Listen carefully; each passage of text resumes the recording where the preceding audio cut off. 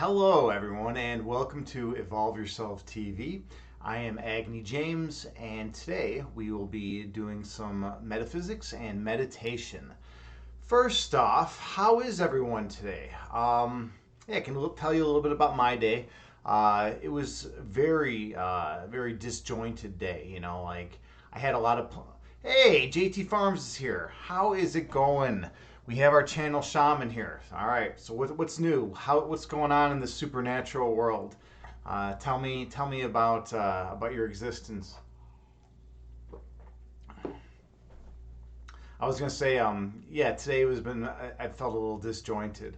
I did use some really good self control though. I was gonna go for a long run, and I was able to refrain from doing so. I'd already done core and chest and arms and all that, so I didn't want to overdo it. Seeing that I went for a long run yesterday as well, I have a problem with doing it when I work out sometimes. You said, hey, not much going on. Not much going on. There's always something going on, JT. There's always something going on. There's always like I mean, you weren't just like staring off into space all day. There had to be something going on. Why disjointed? I don't know. I don't know. It just today was just a weird day, and I know that's not doing a good job answering the question. I know you have this question. You want to know like why things happen. Why do I feel the given way that I feel? But it's very honest, at least. It's just it's the best I can give right now. Yeah, I kind of just had the whole day felt disjointed. It felt I don't know, like there was another nap. To be honest, there was another nap that I took during the day, and I don't know.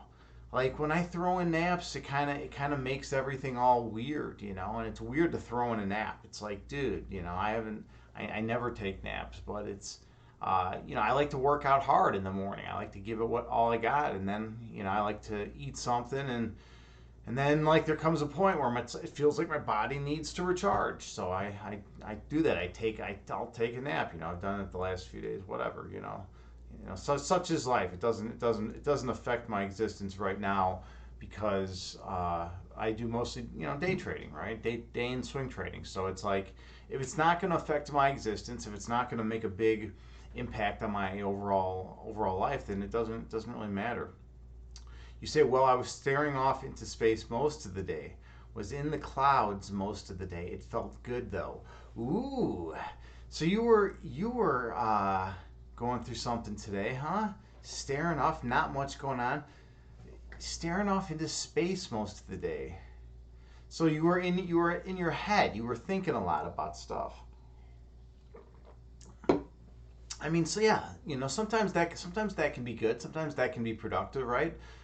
You can come out of it and have some more insights into your own nature, right? And sometimes you can't. Sometimes you just get like stuck there for a while in your head, right? We never know exactly which direction it's going to go. You say, yeah, no, in my spirit. Oh, in your spirit was staring off into space. So you were just, or maybe your physical body, but you were like feeling your spirit. It's been a floating day. Ah, okay, cool. So things have felt light. You felt, I mean, in a good or bad way. Like, have you felt like not centered? Have you felt not grounded? Or have you felt like comfortably, like just kind of observing and floating? There's different ways to think about it, right? Giving me that one. All right, really good. Okay, good. So yeah, you've just been going with the flow. Basically, it sounds like you've been just going with the flow, letting yourself feel what you're gonna feel, and yeah, going with it. Well, cool. That's really good. All right, awesome. All right, how's everyone else doing out there? How's life for everyone else? Going with the energy, yeah. And that's what you got to do sometimes, right? You gotta cherish that energy, right? You gotta feel it and experience it and breathe it in. But like yeah, that's just how it goes sometimes. All right. Well, maybe we should start the meditation because that's why we're here, right? We're here to meditate. We're here to experience that form of mental discipline, right? Such that we can use, and yeah, the point of meditation, and I've said this before, the point of meditation is simply it's a tool that we can use and utilize and get really good at using. And then we can calm ourselves, right? We can find a place of peace and oneness and joy within ourselves, and we can go there during the meditation. And then the long-term goal is to be able to take that same path to that place of peace and oneness when you're out in the external world, right? When you're out in the external world dealing with the car salesman or the coworker with the abrasive comments, or the boss that doesn't appreciate you, or the significant other who you're in a relationship issue, who you're having a relationship issue with, right? This is what we want to do, right? We want to be able to calm ourselves in those situations, because those are more high stakes situations than just sitting alone in your place, right? But if you can take the tool of meditation and really use it to cultivate your mind and feel more at one with all of the universe, even when you're in like some weird like ego battle with another human being, then you can see the person for who they are. You can see the true love and light that exists within that person, and you don't need to be as frustrated and as upset, and you can deal with them in a more rational on a more rational level. And that's kind of what I strive to do as a human being, and I try to deal with things from a more rational perspective, right? Because I feel like it's feelings a lot of times that while they can be very beneficial, while they can drive us and to do things, and our intuitions can help us and achieve good, a lot of times they can lead us astray. But if you have a rational foundation, a rational a core of beliefs in which you can assess any given situation and live your life in a rational fashion accordingly, then you just feel more grounded. You feel more one with life. Like you have a little bit more understanding of things. JT, you say you wish you could type faster. Want to have a real conversation on here with you? Yeah, well, I'm doing this. The whole point of these Twitch streams is just to actually be a typing lesson for you. I'm teaching you how to type much quicker, and I've noticed that you are a little bit of a quicker typer on here now. So my whole goal in this is working out. That's the thing. So you fell right into my trap, JT Farms. Oh god, that was weird, but yeah. No, seriously, like you gotta get quicker at typer. You're gonna teach me Joyglish? Joyglish? I've never heard of Joyglish. I mean I know what joy is. I don't know what how the glish factors in. I don't know how the glish factors in. You're getting better at it. What is Joyglish? That sounds like a language, right? Hey, DJ Krishan's is now hosting my stream. What is up, brother from another mother? Those of you who don't know, DJ Krishan's, he's otherwise known as Imbalanced Physique here in the fitness and health community on Twitch. He's an awesome dude, authentic, genuine. His streams are on point as long as he's at the computer with his shirt on. If the shirt's on, we're good to go. If the shirt's off and he's nowhere to be found, you never know. So that's DJ Krishan's. Great dude. Check him out. Drop him a follow. I gotta mention that. I don't know. It's like I still mention it because it's funny, but like there will come a point where it just. I've said it so many times, it won't be funny. So I'm debating. I have a move I can pull. I can either just mention it like, every time for like, maybe another week or so, and until the joke just, runs its course and it's done. Or I could stop mentioning it, and then like I could pull it out of my hat like, once a week or something, or like once a month, when and then people would love that way, So like I got a move I'm working on with that. How are you tonight, John? How's the life? How's the universe? How's everything going with you?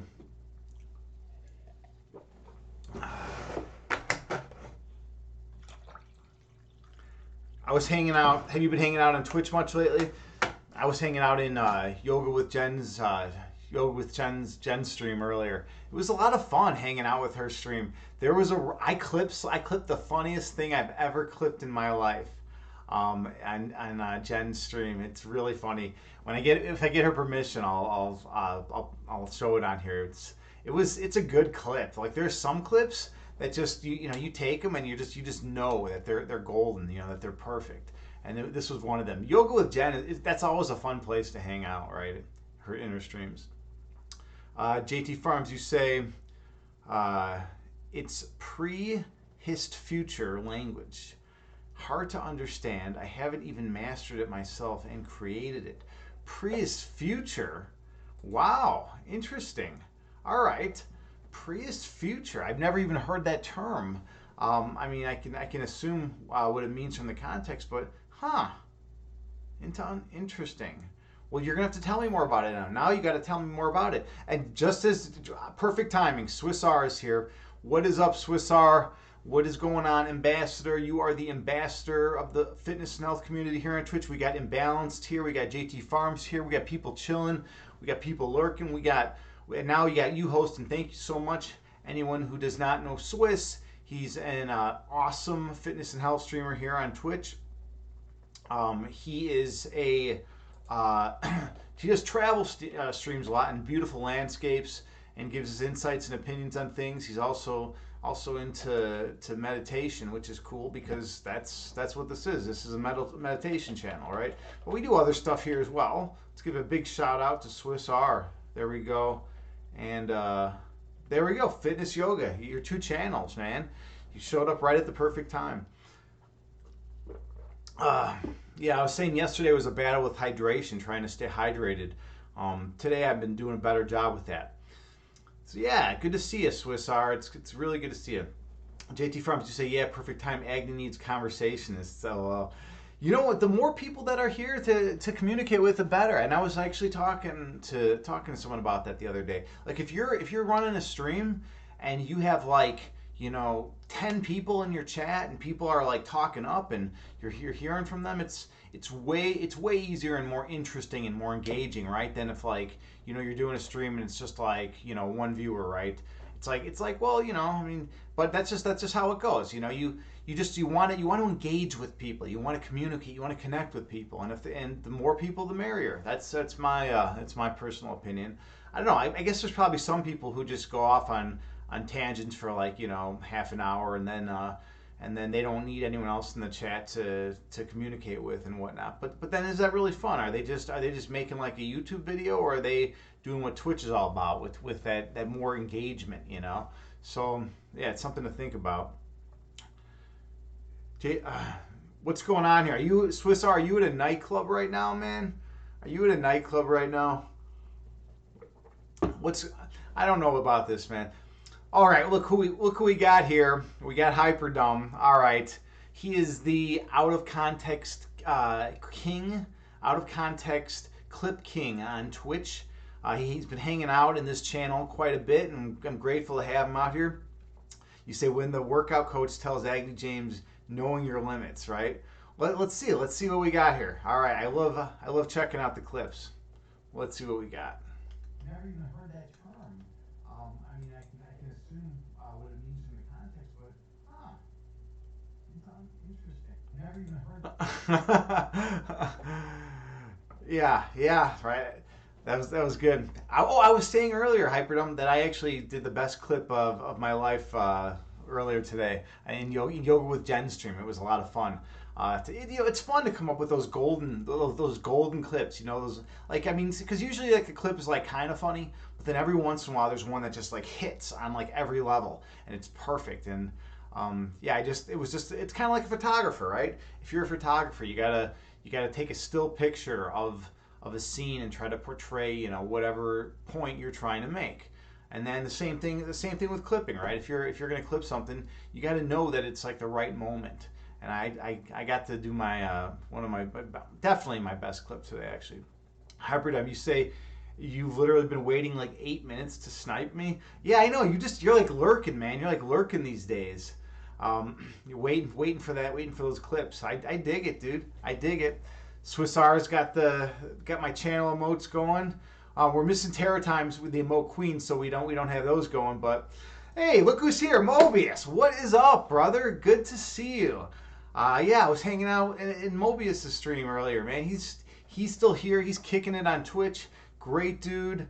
He streams in the fitness and health community. He knows his fitness. He knows his health. Check him out. You will learn a lot. He is a warehouse of virtue and wisdom.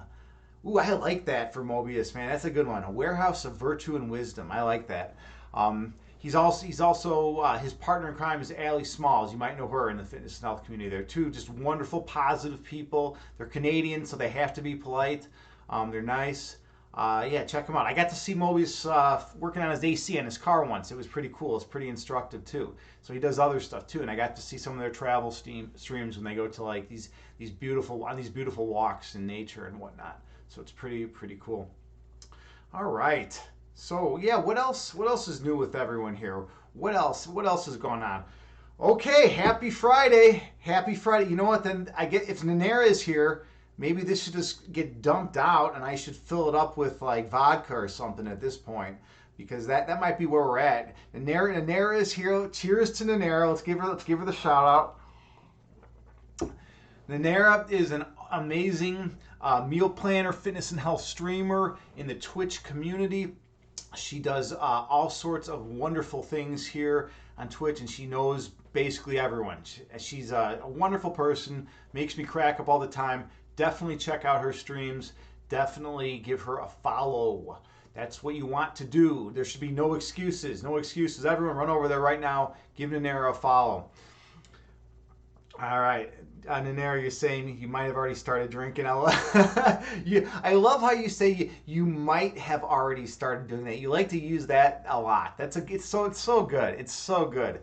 It's just the way you phrase it just like brings a smile to my face. Hey, Grace Yoga just subscribed. Hello, Grace. So good to see you. Speaking of phenomenal streamers, we have just been graced by the presence of Grace, who is a beautiful streamer here in the fitness and health community. She knows her yoga as well as anybody, and she's a professional. I definitely recommend you head over, check out one of her streams. You're going to learn a lot, basically, and that's what we're here for, right? You know, we come to, people in other channels, sometimes they don't really care about learning. They're just there to screw around or whatnot. But in the fitness and health community, we want to improve ourselves, right? We want to evolve ourselves. We want to learn. We want to grow, and Grace is one of those people that can help others do that. And from what I hear, she is not just in the people that, not just the viewers, but also she helps the other streamers. She's cool in that regard. She's a lot of streamers such as myself find inspiration in watching her streams, and she runs these amazing meditations as well. She's just such a professional. It's perfect. It's beautiful, and I've learned a lot about meditation from Grace. So definitely check her out. All right. What else is going on? So, Nanera, you're possibly drinking. You're possibly drinking. I'm possibly drinking too, though, right? We don't know that this isn't filled with vodka. There could be. Okay, I'll tell you what. There is a 12.738% chance that this is filled with vodka right now. That's it. 12.738% chance. So we don't know for certain, right? And that's the thing, I have a clear liquid here. It could be vodka, it could be water. We don't know. It could be something else. There's plenty of clear liquids out there, right? And Nanera, you said you mean technically you drink water. Yeah. Okay. Oh, Allie Smalls is here. The other half of the Mobius Allie Smalls superhero couple, right? Hello, Allie Smalls. Allie Smalls is a fitness and health streamer here on Twitch. Wonderful person. Definitely check out her streams. Drop her a follow. She's working hard. She's working for those 10 pull-ups. I know she wants them. She's gonna get them because she's dedicated. That's the cool thing about Allie. She comes out every day and she works out. She doesn't make excuses. She just does it. She just does it, and that's another place where you can learn a lot. So go check out Allie Small stream if you haven't. Drop her a follow. JT Frems, you say your stats are so specific, Agni. You always wonder how you do it. Well, yeah, I know. I'm a chess player, right? That's my job. You know, I teach others how to play chess. You know, in addition to meditation. But you know, my real job so I have to be able to calculate. You know, so I need those very specific numbers. That's how I can pull out those numbers. JT Farms. It's a good question though, right? I also know there is. Well, hold on. Hyperdom, what are you saying? The official drink of the stream is cheese. Yeah, those of you who didn't hear, I have a confession to make. This is a bad story from my early 20s. I was 20 years old. I was working at a Barnes and Noble cafe that served Starbucks, or that served original Cheesecake Factory cheesecake. And those of you who don't know that cheesecake, it's just really rich and good. I think like one piece is equal to 200% of your daily allowance of fat. It's just like power cheesecake, right? So I was there working with a couple of my buddies, and I was also friends with the cafe manager who worked there.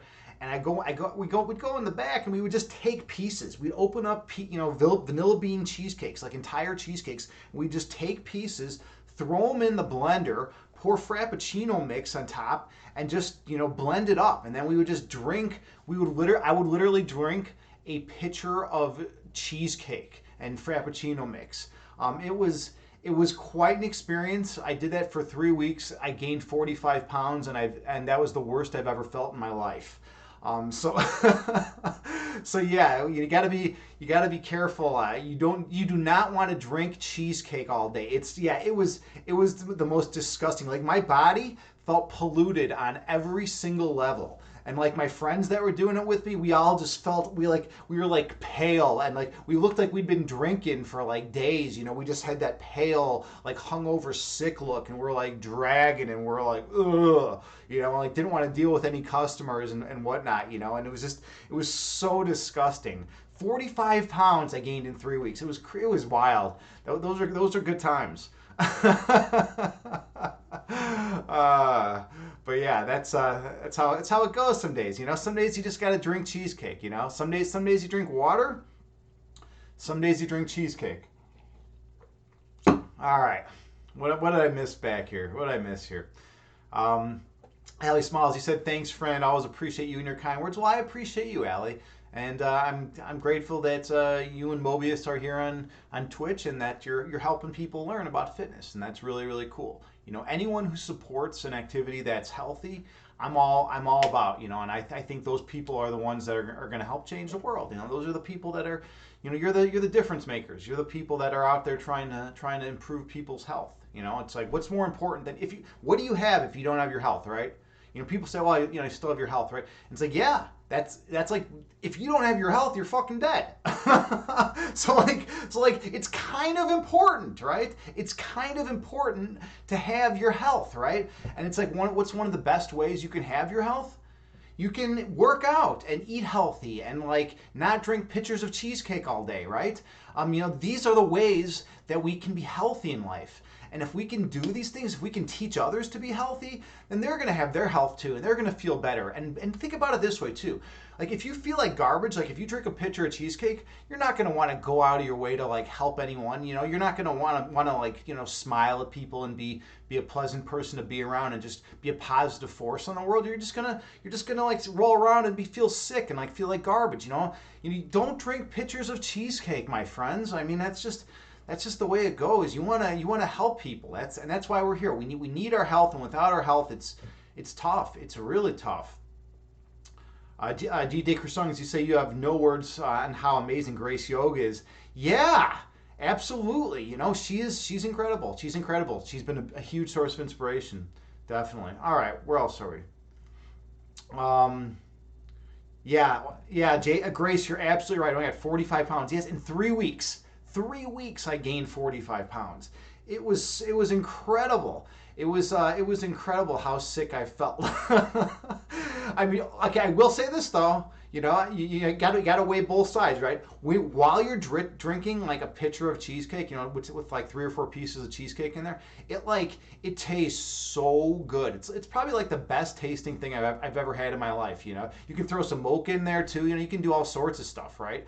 But afterwards, it's just the way you feel is so terrible. It's like such a nice contrast, And if you think about life, we always have our contrasts, right? We have we feel happy. happy, we feel sad, right? We feel whatever we feel, jubilant. We feel, whatever one feeling we have, we always have the opposite, right? That's kind of like what the Buddhists like to talk about, right? So we need to kind of guard against going too far in one of the extremes, right? Because remember, if you get too much in one way, the pendulum's always going to swing back, right? So we got to kind of guard our emotions in that sense.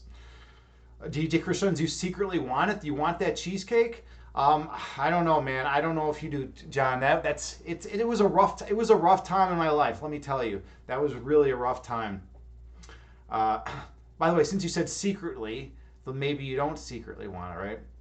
Perhaps it was tough on the liver. Yeah, Grace, it might have been. I mean, I don't think they've done many scientific studies of the effect of eating or drinking a pitcher of cheesecake a day. Like, I mean, I think that's kind of something, they study a lot of other things, right? The scientists have, like, all these other things they're studying. They're not studying, like, what are the effects of, like, someone, like, pouring Frappuccino mix into a blender with 4 pieces of cheesecake and, drinking that, like, what are the mental, physical, and emotional effects of that.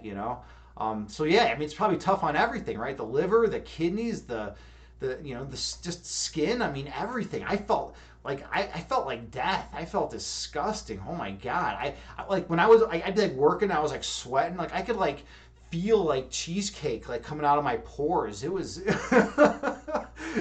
was like the worst. It was the worst thing ever. It was so disgusting. That was when I was going through this period of like complete just like fuck it all, like I'm just gonna drink cheesecake. I don't care, I just wanted to experience like what it felt like to totally let go, like that's something that people experience sometimes in their lives. They have that feeling of like, what, fuck it, I'm just gonna completely let go and like and not care about it, not care about, and then you do it for a little while and then you're like, oh, I feel like garbage, and you hopefully can get regain your health, right? Such as I did. All right. Cheesecake is life, Allie Smalls? I don't know. I'm not sure about that anymore. Let me tell you. It's something. I don't think it's life. I think it's closer to the death end of the spectrum. Grace Yoga. Some days you have to drink cheesecake. Quote of the day. Yeah, that's just how it is, right? JT Farms. Do you have a sweet tummy to handle the sweet tooth? That's the question. A sweet tummy. That's nice. Mobius, get healthy, do more fun shit, live longer, boom. Yeah, right? Exactly. Get healthy, do fun shit, right? Live longer, boom. That's like, it's funny, that's like the best way to describe it, it's simple, straight to the point, and it's like just how it goes. It's just how it goes, but most people don't think about that, right? Most people are like, I'd rather just like sit on the couch and like, eat like, 6 bags of Frito-Lays, right? And like watch like some reruns that I've seen, but like maybe not, maybe not, maybe that's not the case anymore. I don't know. Let's see. JT Farms, can one make cheesecake healthier? Would love the recipe. Okay, we got a recipe coming on the screen for cheesecake. I've never even considered making a cheesecake. I've only considered eating them. That's like my thing. Like, I don't know. You know how they say like, you gotta like help the person bake the cake or whatever, and then like, if you don't get any at the end. Like, I think that's bullshit. Whoever came up with that parable, whoever came up with that story, that's like in Grimm's fairy tales, about like that was eating the bread. Who's gonna help me make the bread? Who's gonna help me, roll the dough? Who's gonna help me do all that shit? And then they don't get any bread at the end. That's total bullshit. That pisses me off that somebody even came up with that. Because at the end of the day, you can just go out and buy some bread. If you really want some bread, just go out and fucking buy some. Like you can get a different job. Get a job that doesn't involve making bread, right? You could be a specialist, right? You could be a specialist at something, make way more money, enjoy what you do even way more than making bread, because you might not like making bread. I don't like making bread. Some people don't like making bread. So wow, that just went on a crazy intense tangent. But I'm saying just go out and buy the bread.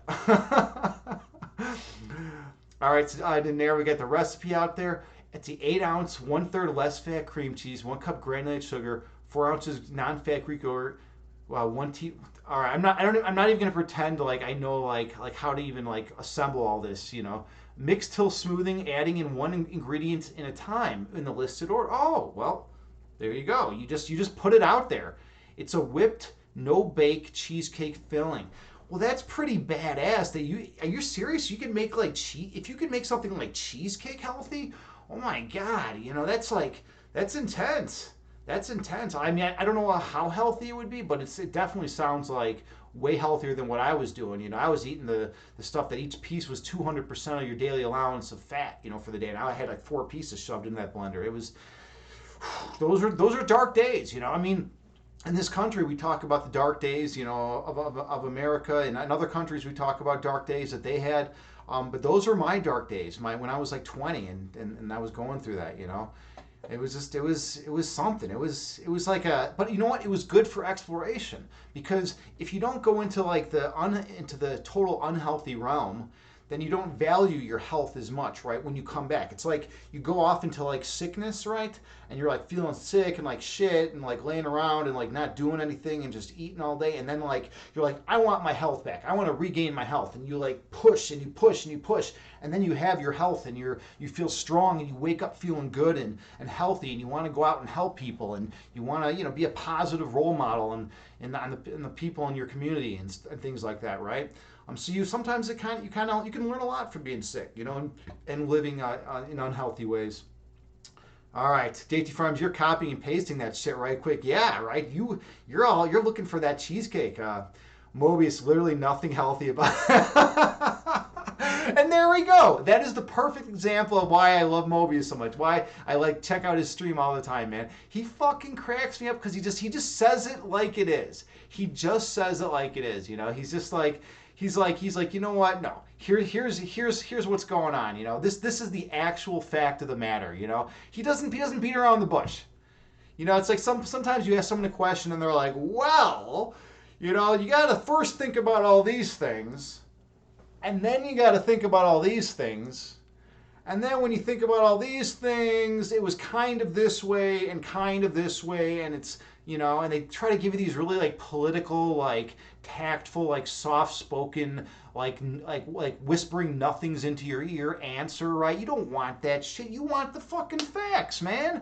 I mean, I want the facts, and that's the thing about me. 3 or 4 years ago, I got into this thing of a radical, open, honest communication. I think you can save the planet through radical, open, honest communication. Speaking of radical, open, and honest communication, all right, Terror Time's here. Terror Time is the emote queen of Twitch. She can spam emotes quicker than anyone else I've ever met, and she's all over the place with her emotes. JT Farms looks like she's trying to compete with Terror Time for a second, but Terror Time will definitely she'll definitely beat her in the long run. I said she has like a lot of that slow twitch emote spam muscle fiber going in her body, so she's just spam. Look at this, just she can spam emotes like nobody's business. Don't mess with Terror Time and her emotes. Definitely check out her streams though, because she is a pro at making working out fun.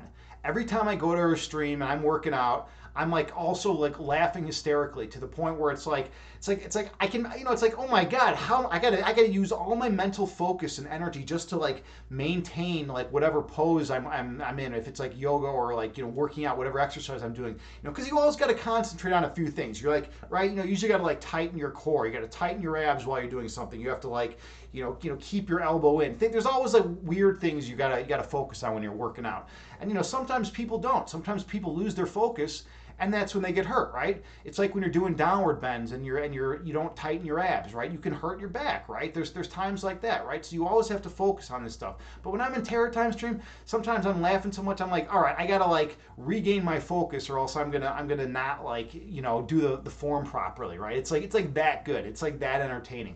So definitely check out the Emote Queen Terror Time and check out her stream and give her a follow. She's a wonderful person here. Terror Time, we were talking about drinking cheesecake. I don't know if people do that in Argentina. I don't know if people even eat a cheesecake in Buenos Aires. But like in America, like there was a time when I was 20 years old that I was throwing pieces of cheesecake in a blender, dumping some Frappuccino mix on there, blending it up, and I was drinking it, and I gained 45 pounds in 3 weeks. It wasn't pretty. It wasn't pretty. I think Argentinians probably have a better sense of like what's like a good course of action, to take, and not to like drink pitchers of cheesecake. All right, I'm way behind on the chat now. This is getting intense.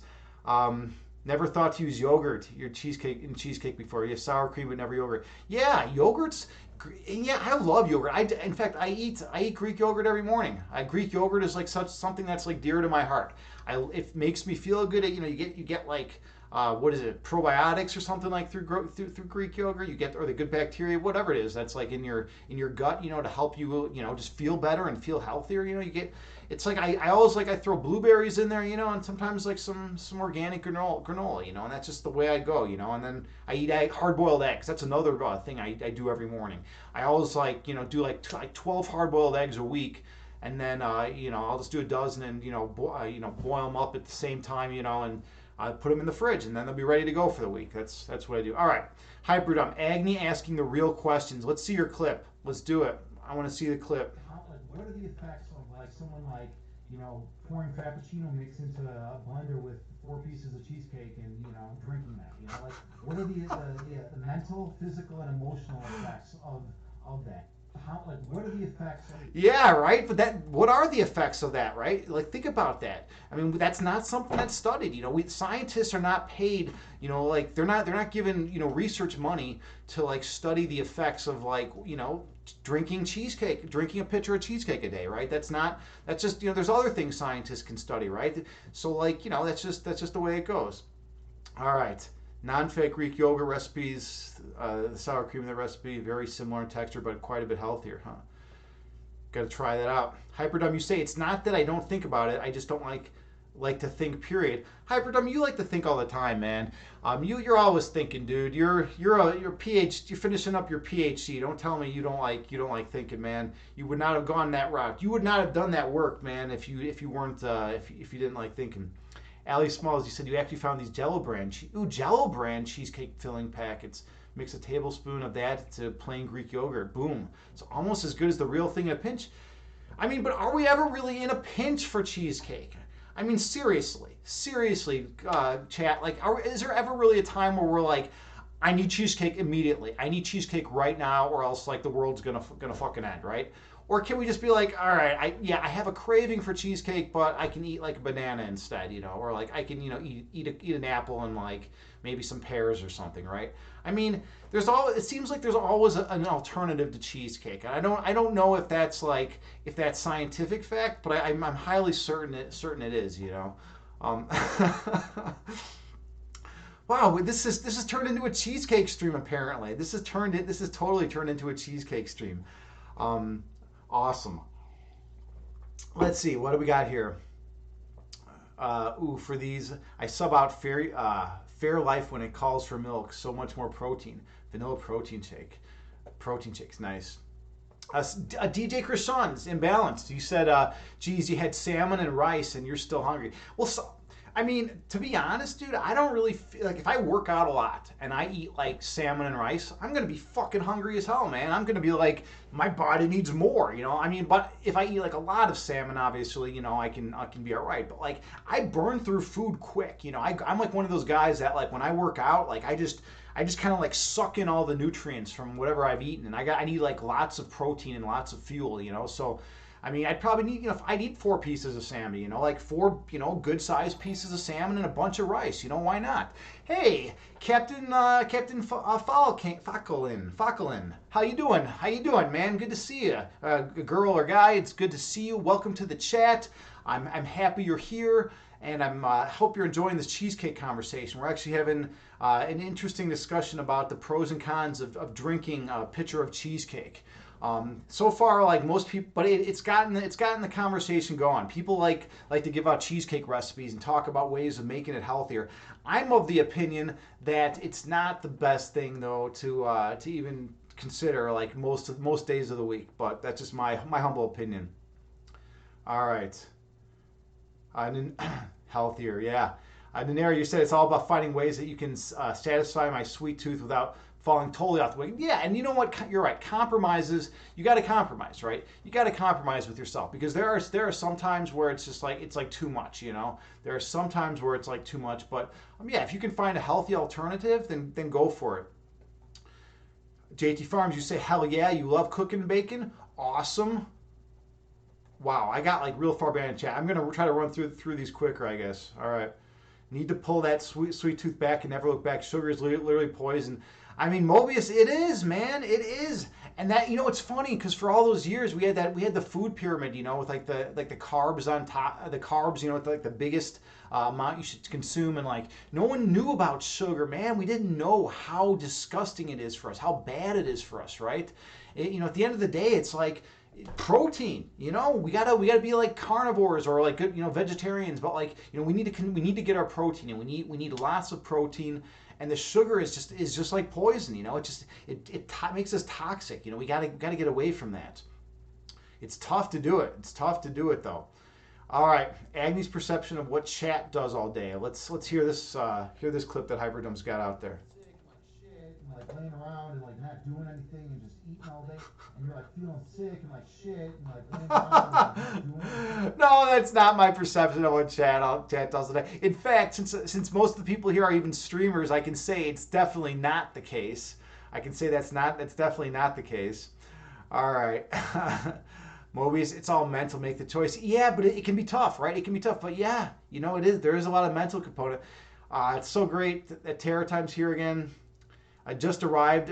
Chocolate cake. All right, now you're talking about the chocolate cake. You ate chocolate cake tonight? All right, but what about cheesecake? Like, okay, there's a big difference, I think, between like just like regular like chocolate cake and like cheesecake. There's something about cheesecake that just makes it like all the more like dirtier and more sinfully. Regular cake, it's like you can have like a tiny piece of a regular cake, and you're probably not. It's not going to ruin your day, right? But when you start pounding cheesecake, there's issues. Allie, you said you wish you could stay for the chat. Gotta walk the dog. See you later, Allie. Nice to see you. Take care, Mobius. Have a good one. All right. Hyperdom is the clip king. Yep, he is the clip king. Exactly, I'm a PhD, and you're sick of thinking. You know what though, Hyperdome? That's kind of how I was, man. Like when I was finishing up my masters, even like I was just sick of thinking, man. I was like, you know what? I've done analytic philosophy the last couple of years. I'm done with this. I got my work done. I don't really want to like read Wittgenstein anymore. I just want to think about dogs and cats and just kind of think about other stuff, right? It's a lot, man. It is a lot. A pinch could be that needed a healthy alternative before bringing the heavy stuffs. Yeah. Terror time. Or you say, Agni, now when I eat a banana, I remember you. Yeah, because I do have the banana. You know what? I don't have any bananas with me today because I did not do a run. So I didn't go on any runs today, and I did not go to yoga today. So I'm actually pretty confident. There's probably only like a point 398% chance that my hamstrings will cramp up. So it's very small. So I'm pretty confident that I'm going to be able to get through the stream and without the banana here. All right, Agni speaks the truth. Let's check it out. Another clip from Hyperdome. I need cheesecake immediately. I need cheesecake right now, or else like the world's gonna fucking. Yeah, it is the truth, man. It is the truth. We gotta resist. We gotta resist the cheesecake urge. The cheesecake urge is actually the most pernicious concept that has come into the American psyche and come into the world psyche. Actually, that we need this cheesecake. We gotta resist that cheesecake urge. Captain Falkland, you say you take down about 14 fruits by the foot. Nice. All right. What do we got here? And then we got just yeah. All right. Everyone's saying goodbye. Well, I think we got through the chat. Wow, that was like me on speed trying to get through the chat. Right. That's like what it felt like. We had great conversation there. All right. Those of you who don't know, I'm Agni James, and I come out here all real high intensity, right? Like super, psyched up. I want to get us engaged and ready to go and motivated and willing to go off into this deep meditation. And then we slow it down and we do the meditative work.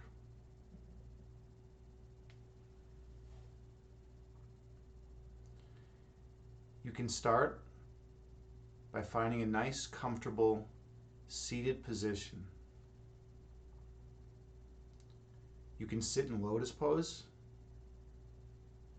You can sit cross-legged with your back against the wall, or you can sit in a chair. The main thing is to find a seated position that is comfortable for you. And then gently close your eyes and take a few deep breaths on your own.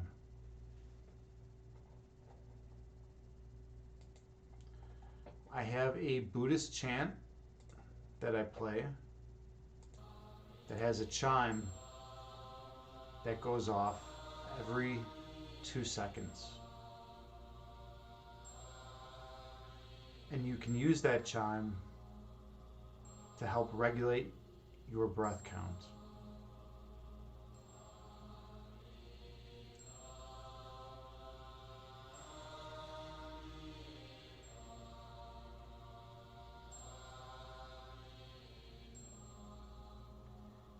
Inhale through your nose, gently raising your belly.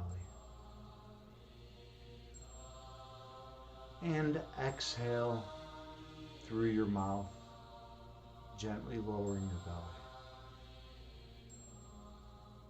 Breathe in through your nose, gently raising your abdomen.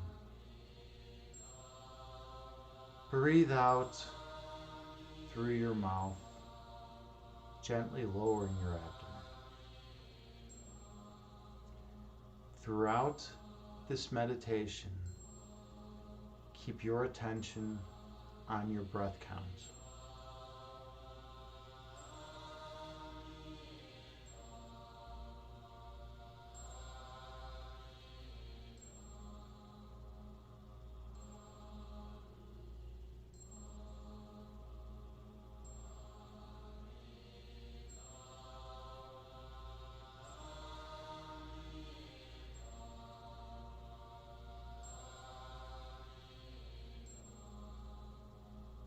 Inhale, gently raising your belly.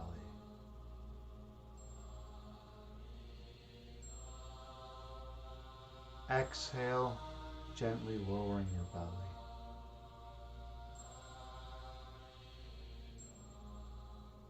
Breathe in, gently raising your abdomen.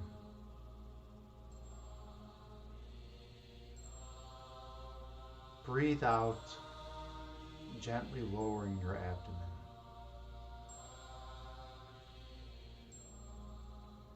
Stay focused on your breath.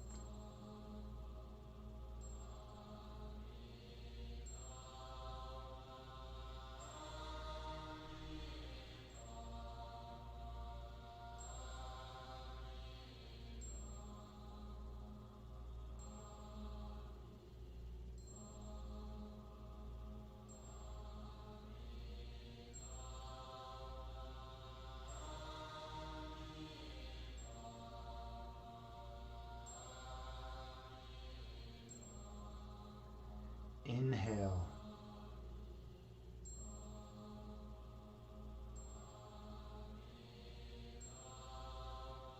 Exhale.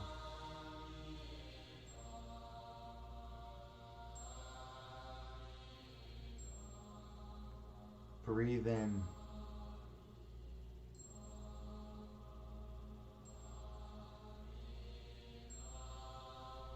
Breathe out.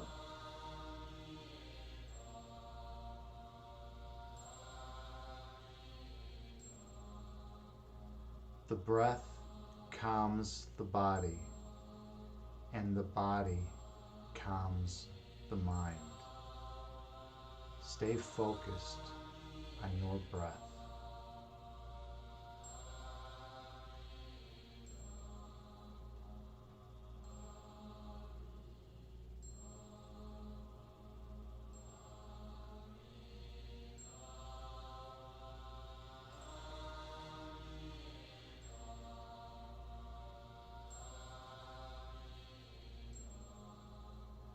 When thoughts arise in your mind, gently release them and return your attention to your breath count.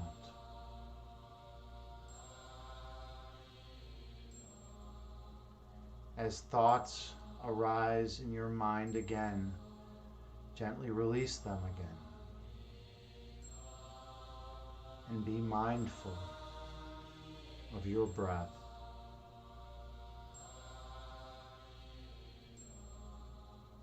Thoughts will keep popping into your mind, and you'll keep releasing them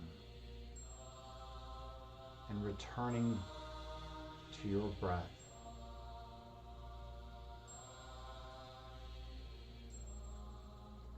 Inhale.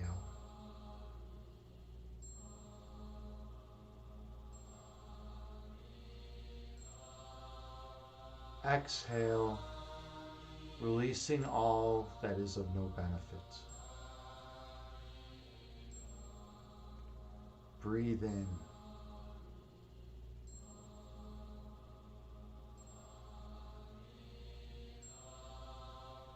Breathe out, releasing all that does not serve you well.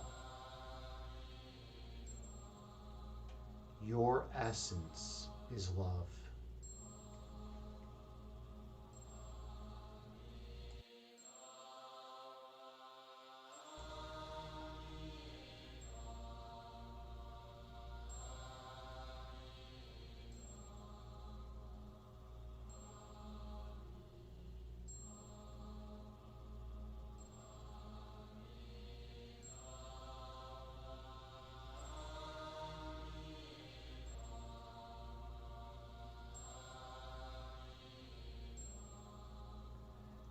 Visualize yourself sitting on top of a mountain, watching the clouds below you. The clouds move to and fro in the sky and merge into one cloud. The clouds separate into two and then into a plurality of clouds. And they move through the sky, and you watch them and focus them. Your thoughts are like those clouds. They come into being, they exist for a while, and then they fall out of being.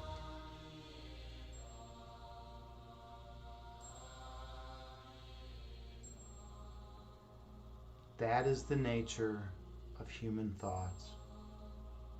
That is the nature of human consciousness.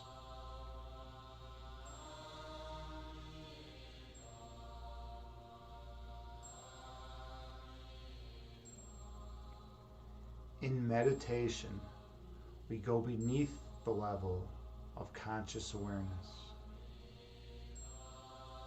We travel to the place within us where we are all one. And in that place, we find perfect peace and the purest love. And we come to identify with that love, for it is one with our being. Inhale.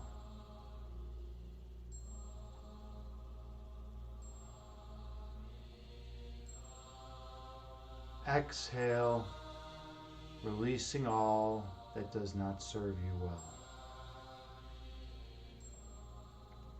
Breathe in.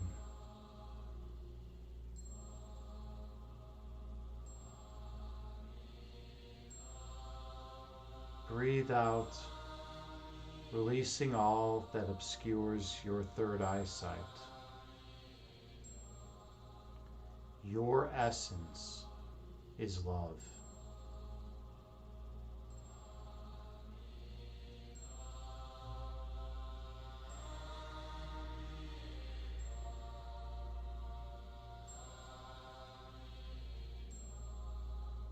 The manifestation of love is light.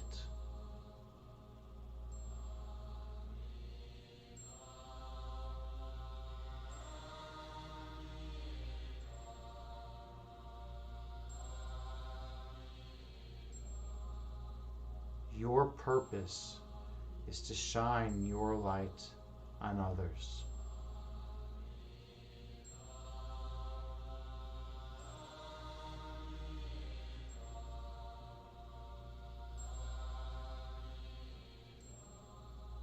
And they will shine their light on all whom they encounter.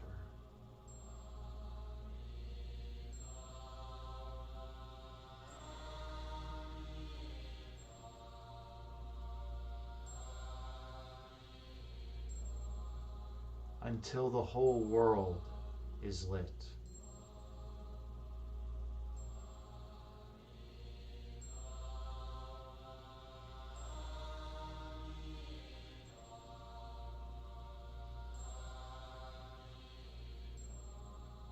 And all of humanity comes back together as one.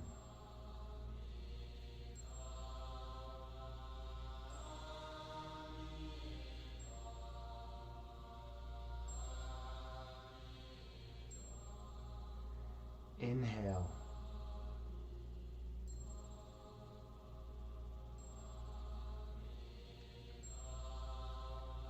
Exhale, gently releasing your abdomen.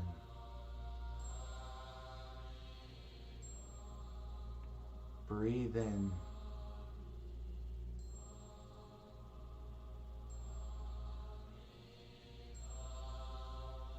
Breathe out, gently lowering your belly.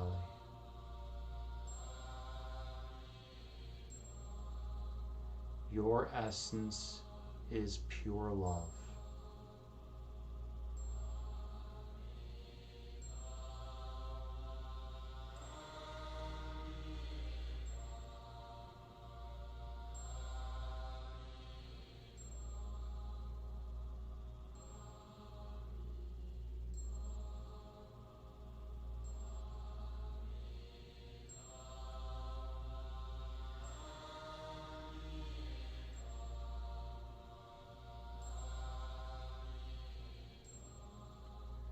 In meditation, we go beneath the level of consciousness.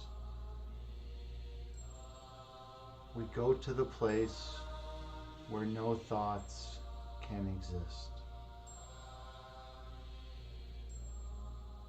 We go deep down into the region of the heart chakra. And we explore the eternal love that emanates from that location. In that region, we find perfect oneness.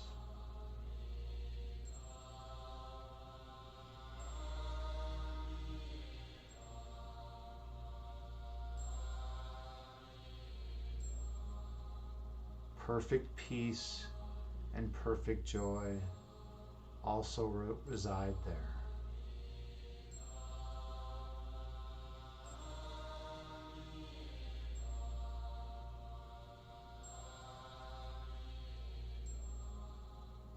That place is our eternal home.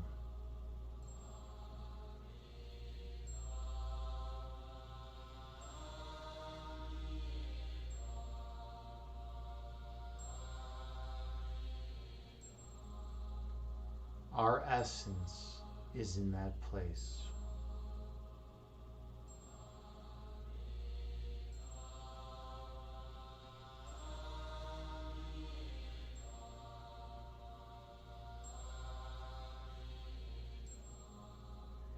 Inhale.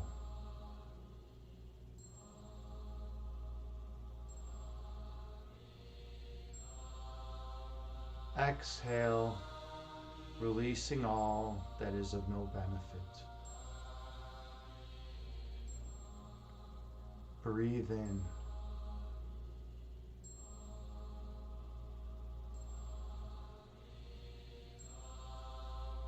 Breathe out, releasing all that obscures your third eye sight.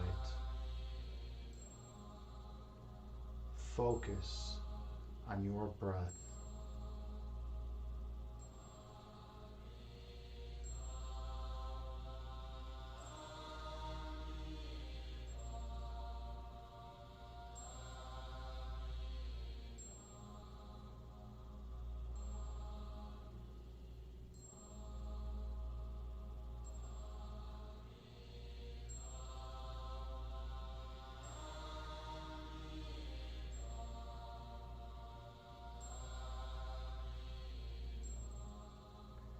When thoughts arise in your mind, visualize them as clouds, watching them move through the sky and disappearing over the horizon.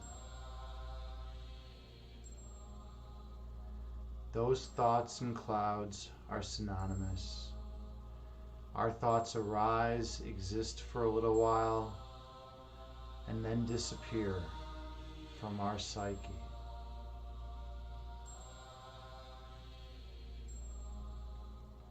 Through meditation, we learn to go beneath the level of conscious awareness.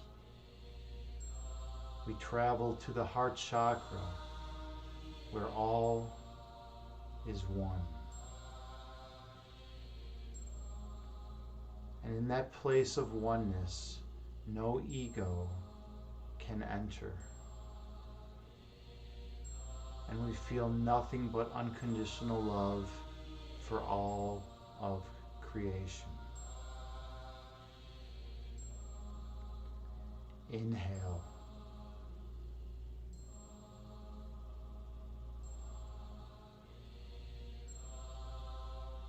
Exhale, releasing all stress and tension from your body. Breathe in.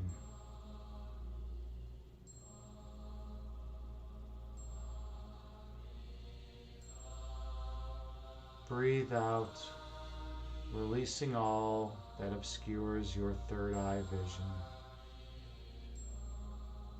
Stay focused on the inner love within your heart chakra.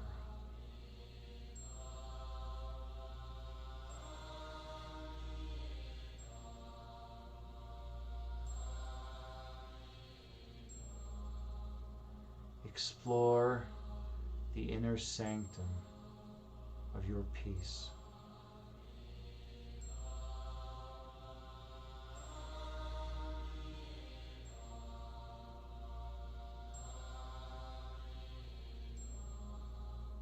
Feel the warmth emanating from your heart.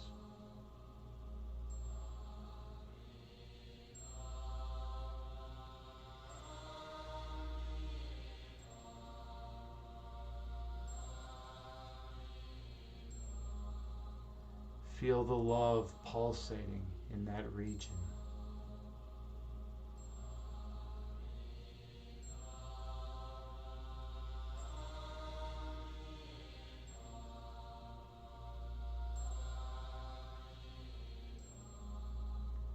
Inhale.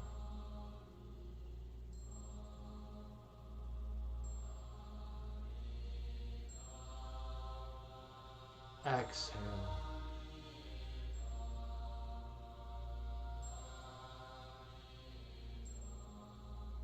Breathe in.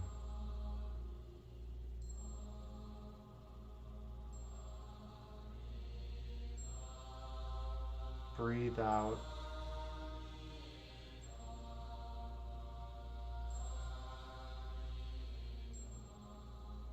Your essence is love.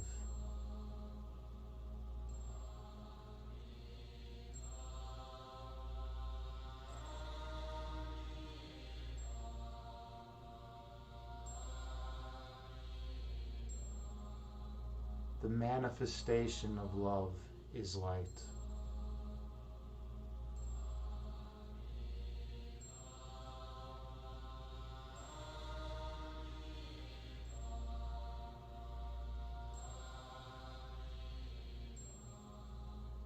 Your purpose is to shine your light on others.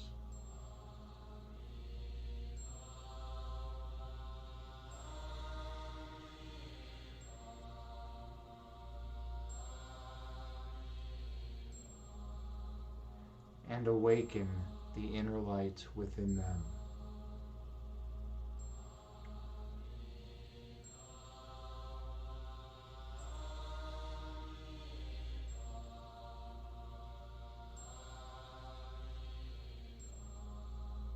And they will shine their light on all whom they encounter.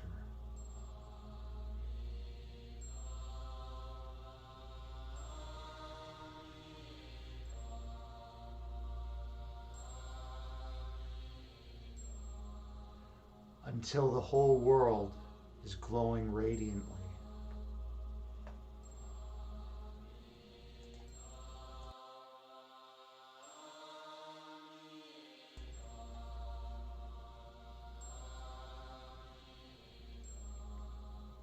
And we will reunite in a state of perfect oneness.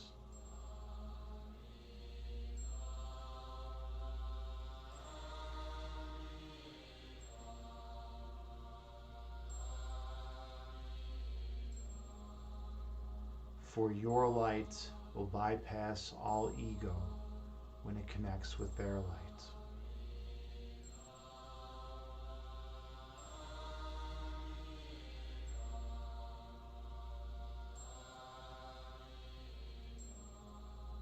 With even one light, there can be no darkness.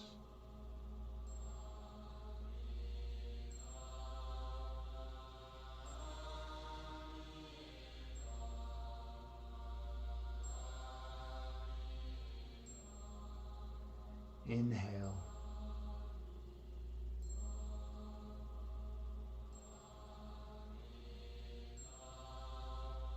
Exhale, releasing all that is of no benefit. Breathe in.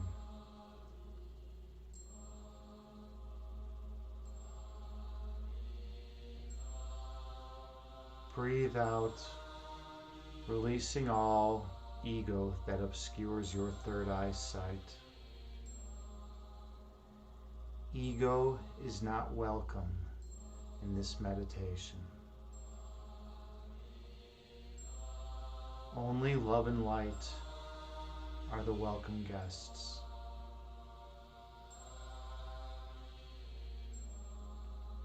And since our essence is love,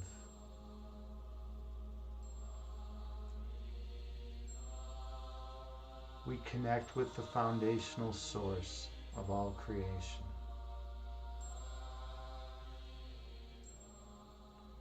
Inhale.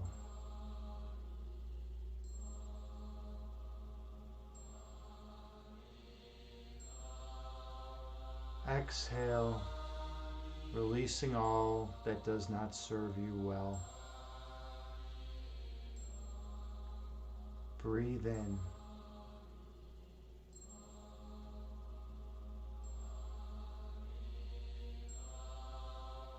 Breathe out, releasing all that obscures your third eye vision.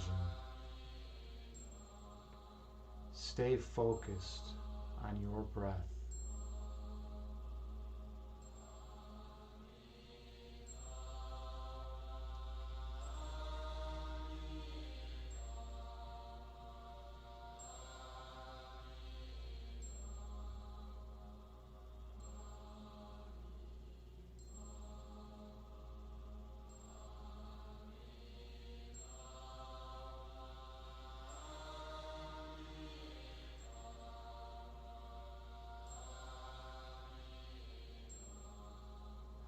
When thoughts arise in your mind, visualize them as clouds and watch as they disappear over the horizon.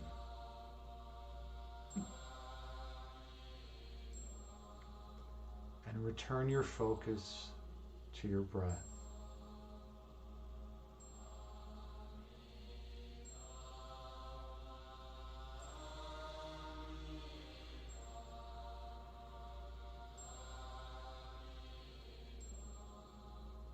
Inhale, gently raising your belly.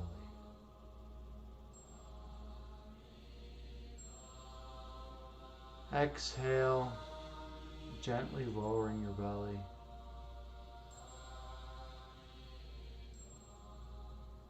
Breathe in, gently raising your abdomen.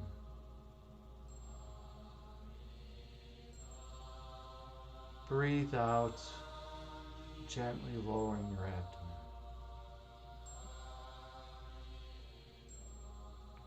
Travel down deep beneath the level of consciousness. into the heart chakra where all is one.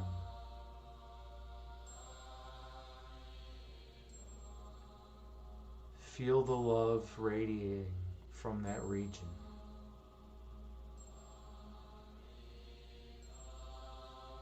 And search for a center point.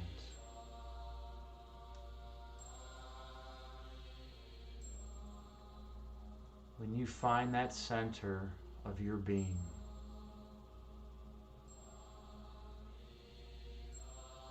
go on through.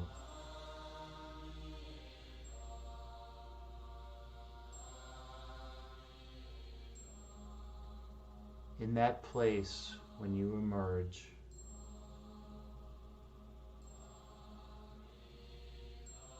you will find the source of all creation.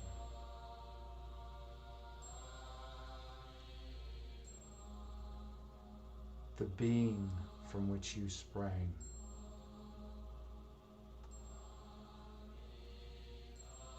And all the attributes of your divinity.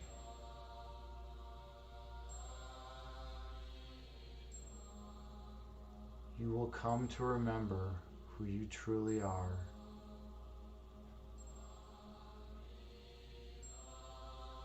and your true purpose on this planet.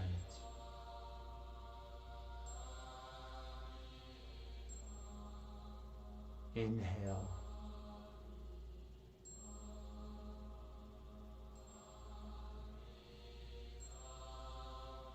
Exhale, releasing all that is of no benefit. Breathe in.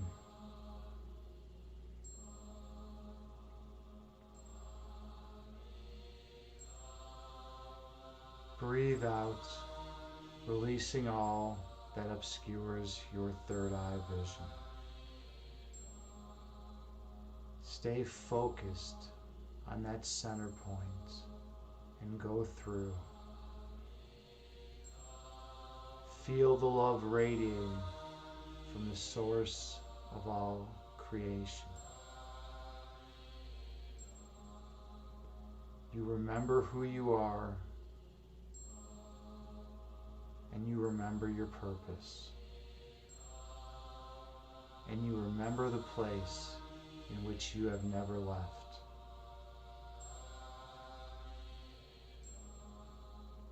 Inhale.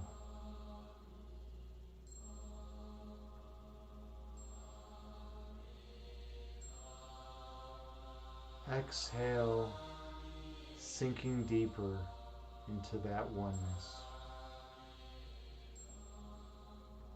Breathe in.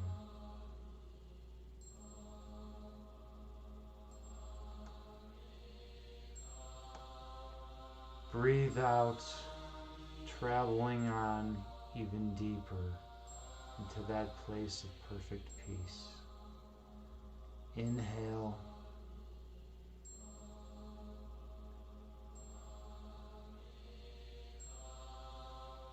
Exhale, traveling even deeper down beneath all of consciousness.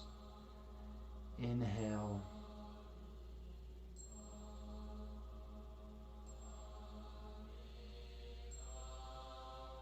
Exhale, releasing any ego that obstructs your third eyesight.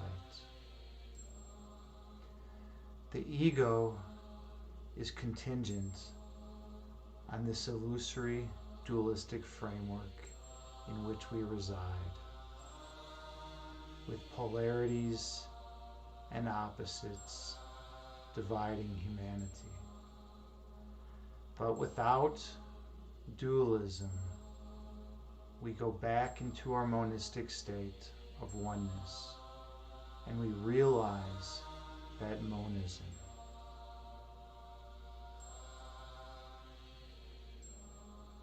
We realize we never left from the source of creation, that everything else is a mirage. And we go back and cleanse our perception of this space-time illusion. Inhale.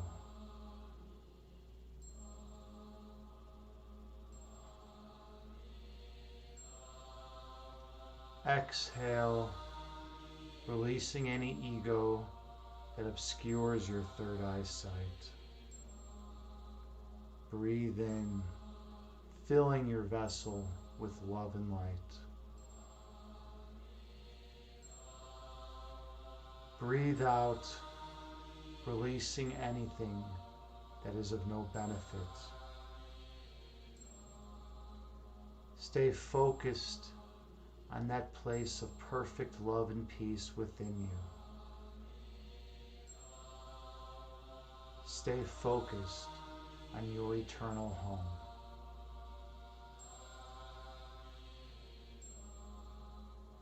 Inhale.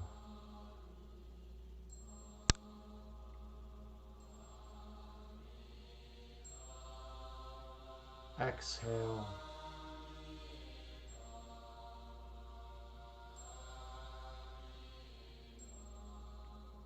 Breathe in.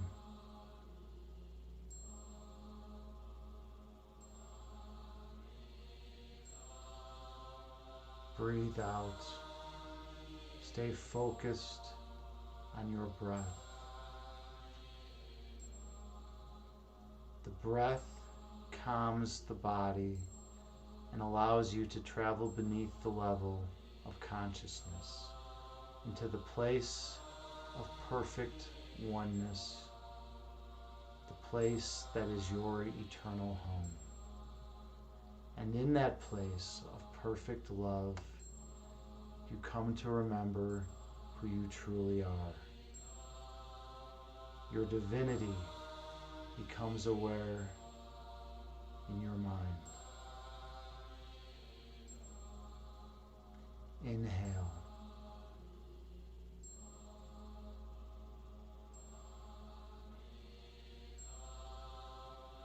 Exhale, releasing all that is not serving you well.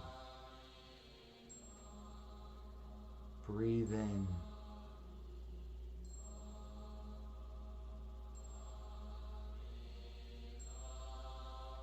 Breathe out, releasing any ego that obscures your third eye vision. Whenever thoughts arise in your mind, they're there to distract you from the capital T objective truth that exists within you. Thoughts about the past and the future are only relevant within space-time. And when space-time collapses and we return to monism, there will be no need for those thoughts. For in monism, things are immutable and eternal. Our omnipresence shines and radiates as we are one with totality. And what can be one has no parts. So we feel pure love extended outward in every direction and nothing else. Inhale.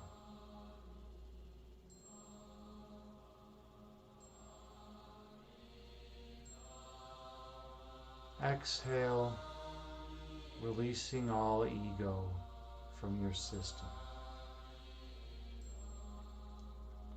Breathe in.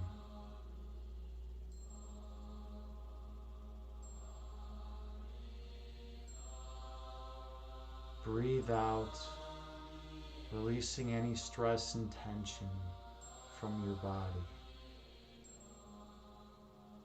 Focus on your breath.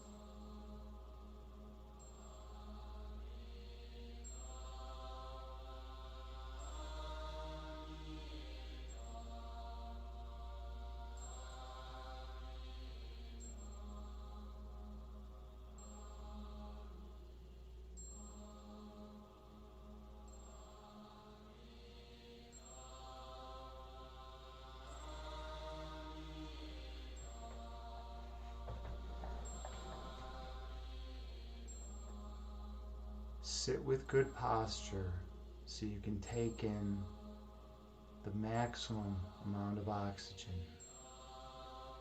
and release the maximum amount of carbon dioxide.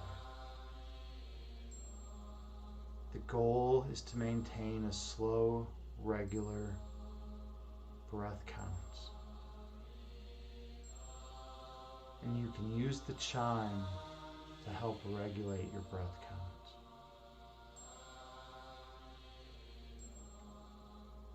Inhale, filling your vessel with the most perfect love and light.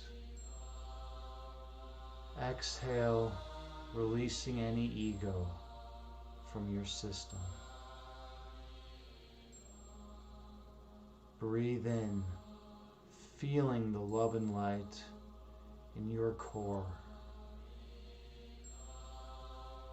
Breathe out, releasing any thoughts from your mind. Go back to the region of your heart chakra where you feel the most pure love and the perfection of humanity and all of our oneness. Go back to your eternal home perceptually. For in reality, we have never left.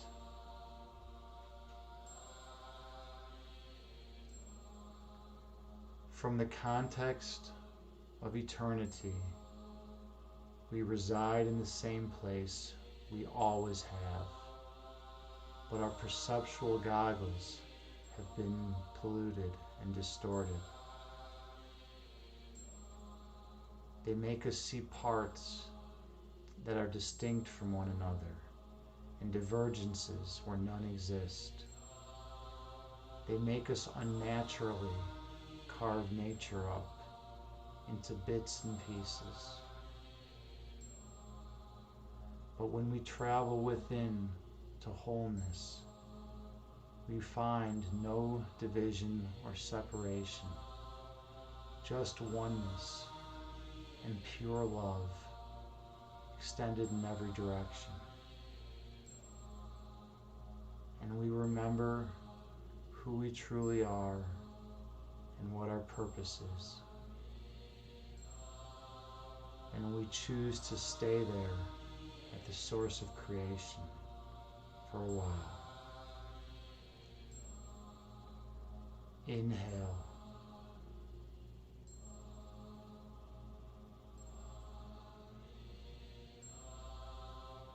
Exhale, releasing all that does not serve you well. Breathe in.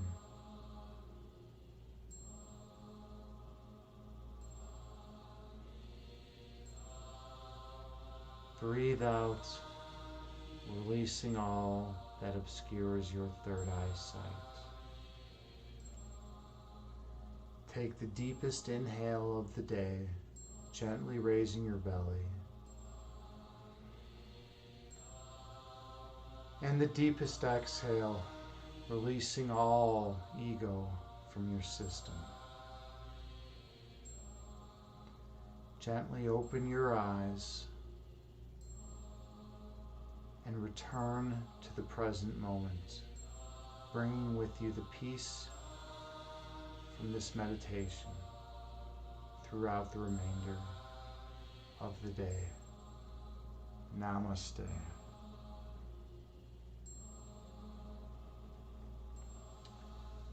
Thank you so much for being here with me in this meditation and sharing the sacred space.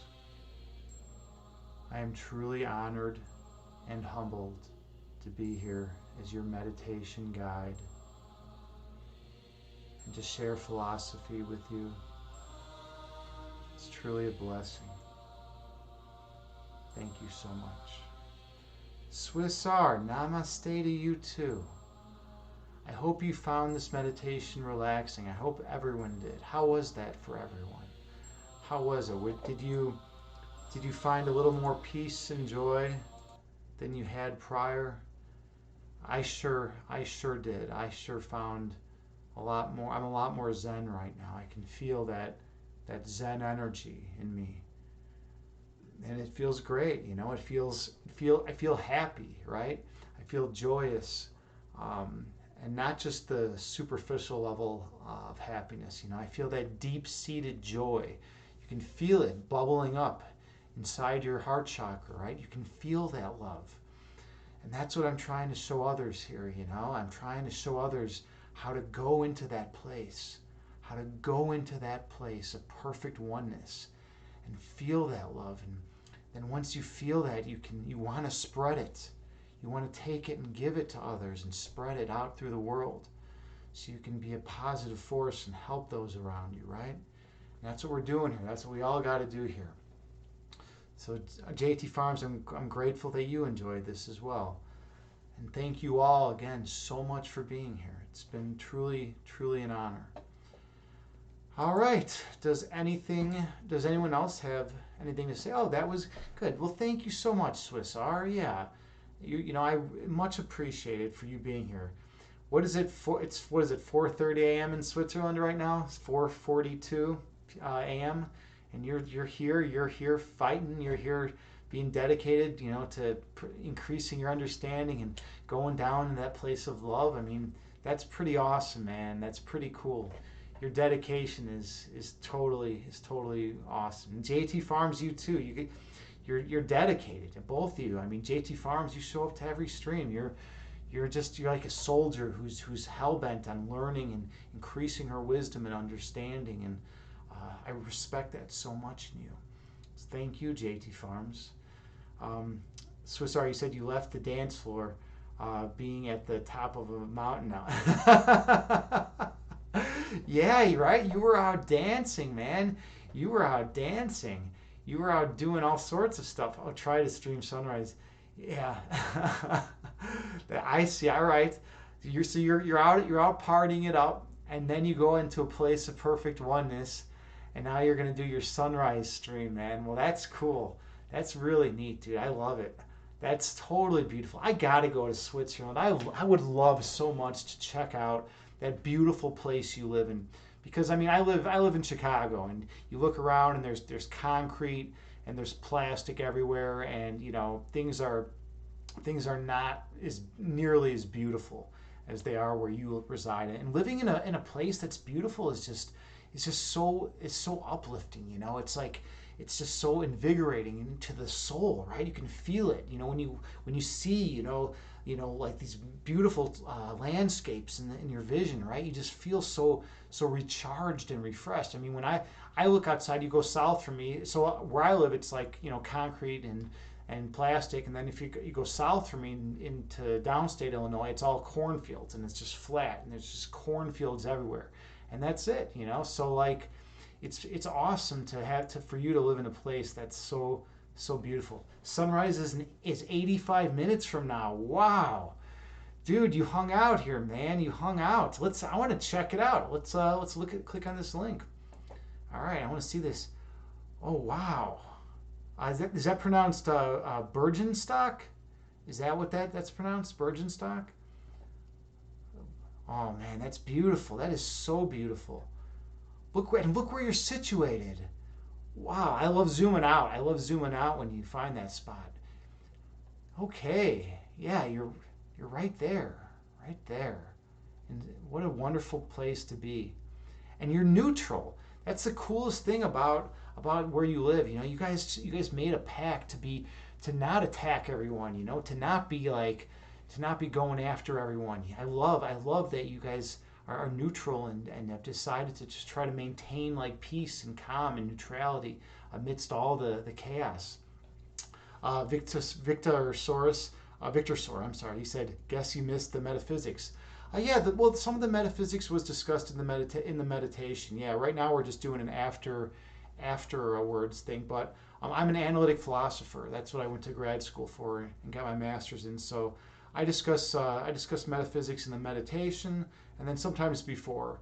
We've done stuff like Ship of Theseus, Law of Identity, I do a lot of philosophy of science as well and philosophy of mind. Those are like my areas of expertise. But yeah, so come back to a future meditation, and you'll definitely get some metaphysics. Philosophy was your minor. Awesome. Yeah, right. So you got some appreciation for it. Well, you're in the right place. I mean, I'm trying to do something different. Like I've never seen anyone stream analytic philosophy on Twitch before. And so like I want to try to bring something new to the table, right? So I stream philosophy mixed with meditation. That's like my thing, and I usually don't get overly technical because I don't think most people here have a strong understanding of the philosophical vocab because it's like a totally different world, right? Philosophers use words that most people don't know what they even are, right? So like I try to keep it just more like the main principles. I try to espouse those in these philosophical discourses, right? Philosophy and science of mind, good stuff in graduate school for psych. Well, that's pretty awesome. I had the reverse thing, man. Victor, I'm assuming you're a guy. I had the reverse thing. I went to undergrad for psychology, and then I went to grad school for philosophy. So I had the reverse. So that's cool. Yeah, we had a lot of the same stuff, and there's a lot of crossover between philosophy of mind and philosophy of and psychology, right? And in fact, in philosophy of mind, in a lot of my philosophy of mind classes, we learned a tremendous amount about psychology, which was cool. And they take in all the information that neuroscientists have come up with too as well, and they've incorporated that into the philosophical paradigm. So it's cool. It's cool that you got to experience this stuff. You definitely looked at the effect program and appraisal theory for philosophy of mind in your own research projects. I don't know if you have heard of these concepts. Uh, let's see, appraisal theory for philosophy of mind. I do not know appraisal theory. I do not know that, but that sounds interesting. I'm mostly, I was big into the mind-body problem, and like that was like my main thing, my main area. I kind of was going against Colin McGinn and his notion of cognitive closure. I'm not sure if you're familiar with that, but it's basically the notion that consciousness is not something we'll ever be able to understand. We'll never be able to understand how it is that something immaterial, such as the mind, can arise from something material, such as the brain. Right? So you got the brain, you have a physical structure that's producing something immaterial. And the truth is, we don't know what consciousness is right now. That's like a big problem, the consciousness issue, right? So like that was like my area of focus, what I really wanted to delve in. And Colin McGinn, he thinks that there's this cognitive closure principle that indicates that we'll never be able, no matter what tools we create, no matter, let's say we're alive for a million more years, humanity does not have the concept forming capacity to actually understand that connection between the brain and the mind, which I think is total nonsense. And so I argued against him for in my final paper and all that. The mind body thing, yeah, right. It is a deep subject, and there's so much, right? I mean, I could go on for hours talking about the mind body problem, right? There's this David Chalmers, who's huge into philosophy of mind. You've probably heard of him. He talks about the soft problem of consciousness and the hard problem, right? And the hard problem is what I like to look at. How it is that something immaterial, such as the mind, can arise from the brain.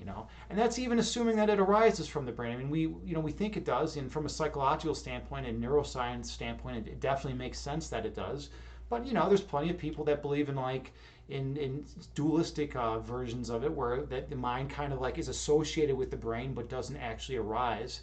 Some of the new dualists held, like Hasker and Lowe, they held that the three-dimensional conformation of the mind or of the brain actually enables us to give rise to consciousness. It's the actual three-dimensional conformation. It's the shape, basically. That's kind of a neat idea. That's like the new dualism, because the old Cartesian dualism has basically been shown to be faulty. It doesn't work, right? There's too many flaws in it.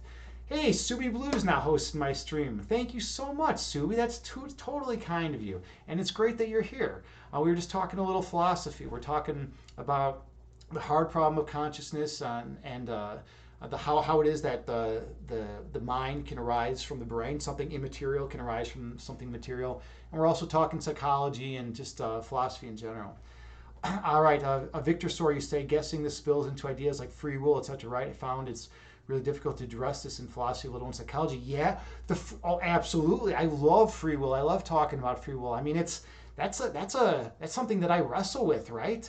Yeah, I mean, it's really it's crazy, right, with free will, man. I mean, I don't know if it exists or not. I mean, some days I sure feel like it does, and some days I sure feel like it doesn't.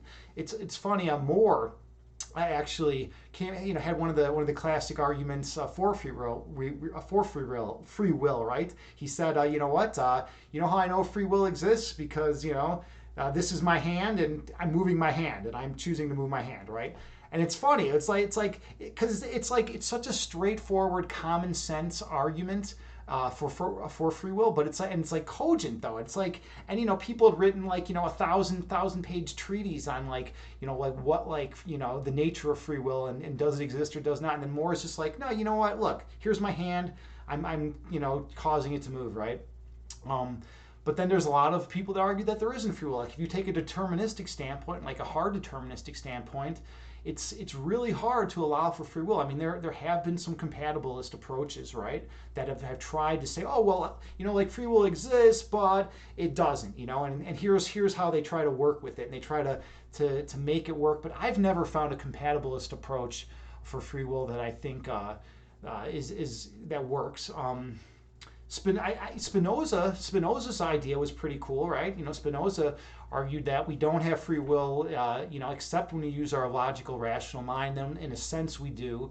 And that was kind of a compelling argument. I liked his view on it. All right, let's see. Uh, let's see. Victor Story, you say, at this point I'm trying to address the detailed aspects of these concepts in psychology because of how obstinate people can be to philosophy. Although I consider myself a philosopher at heart. Yeah, and that's the thing. Once you're into philosophy, you're never going to lose it. Like I've never met anyone in my life who was like, hey, I used to study philosophy, and guess what? Now I don't even think deeply about anything. I only think about like, I don't know, what team is going to win the World Series, right? You never really run into someone like that, right? But yeah, it's interesting. Oh, you know about Dennett too? Yeah, Dennett's awesome.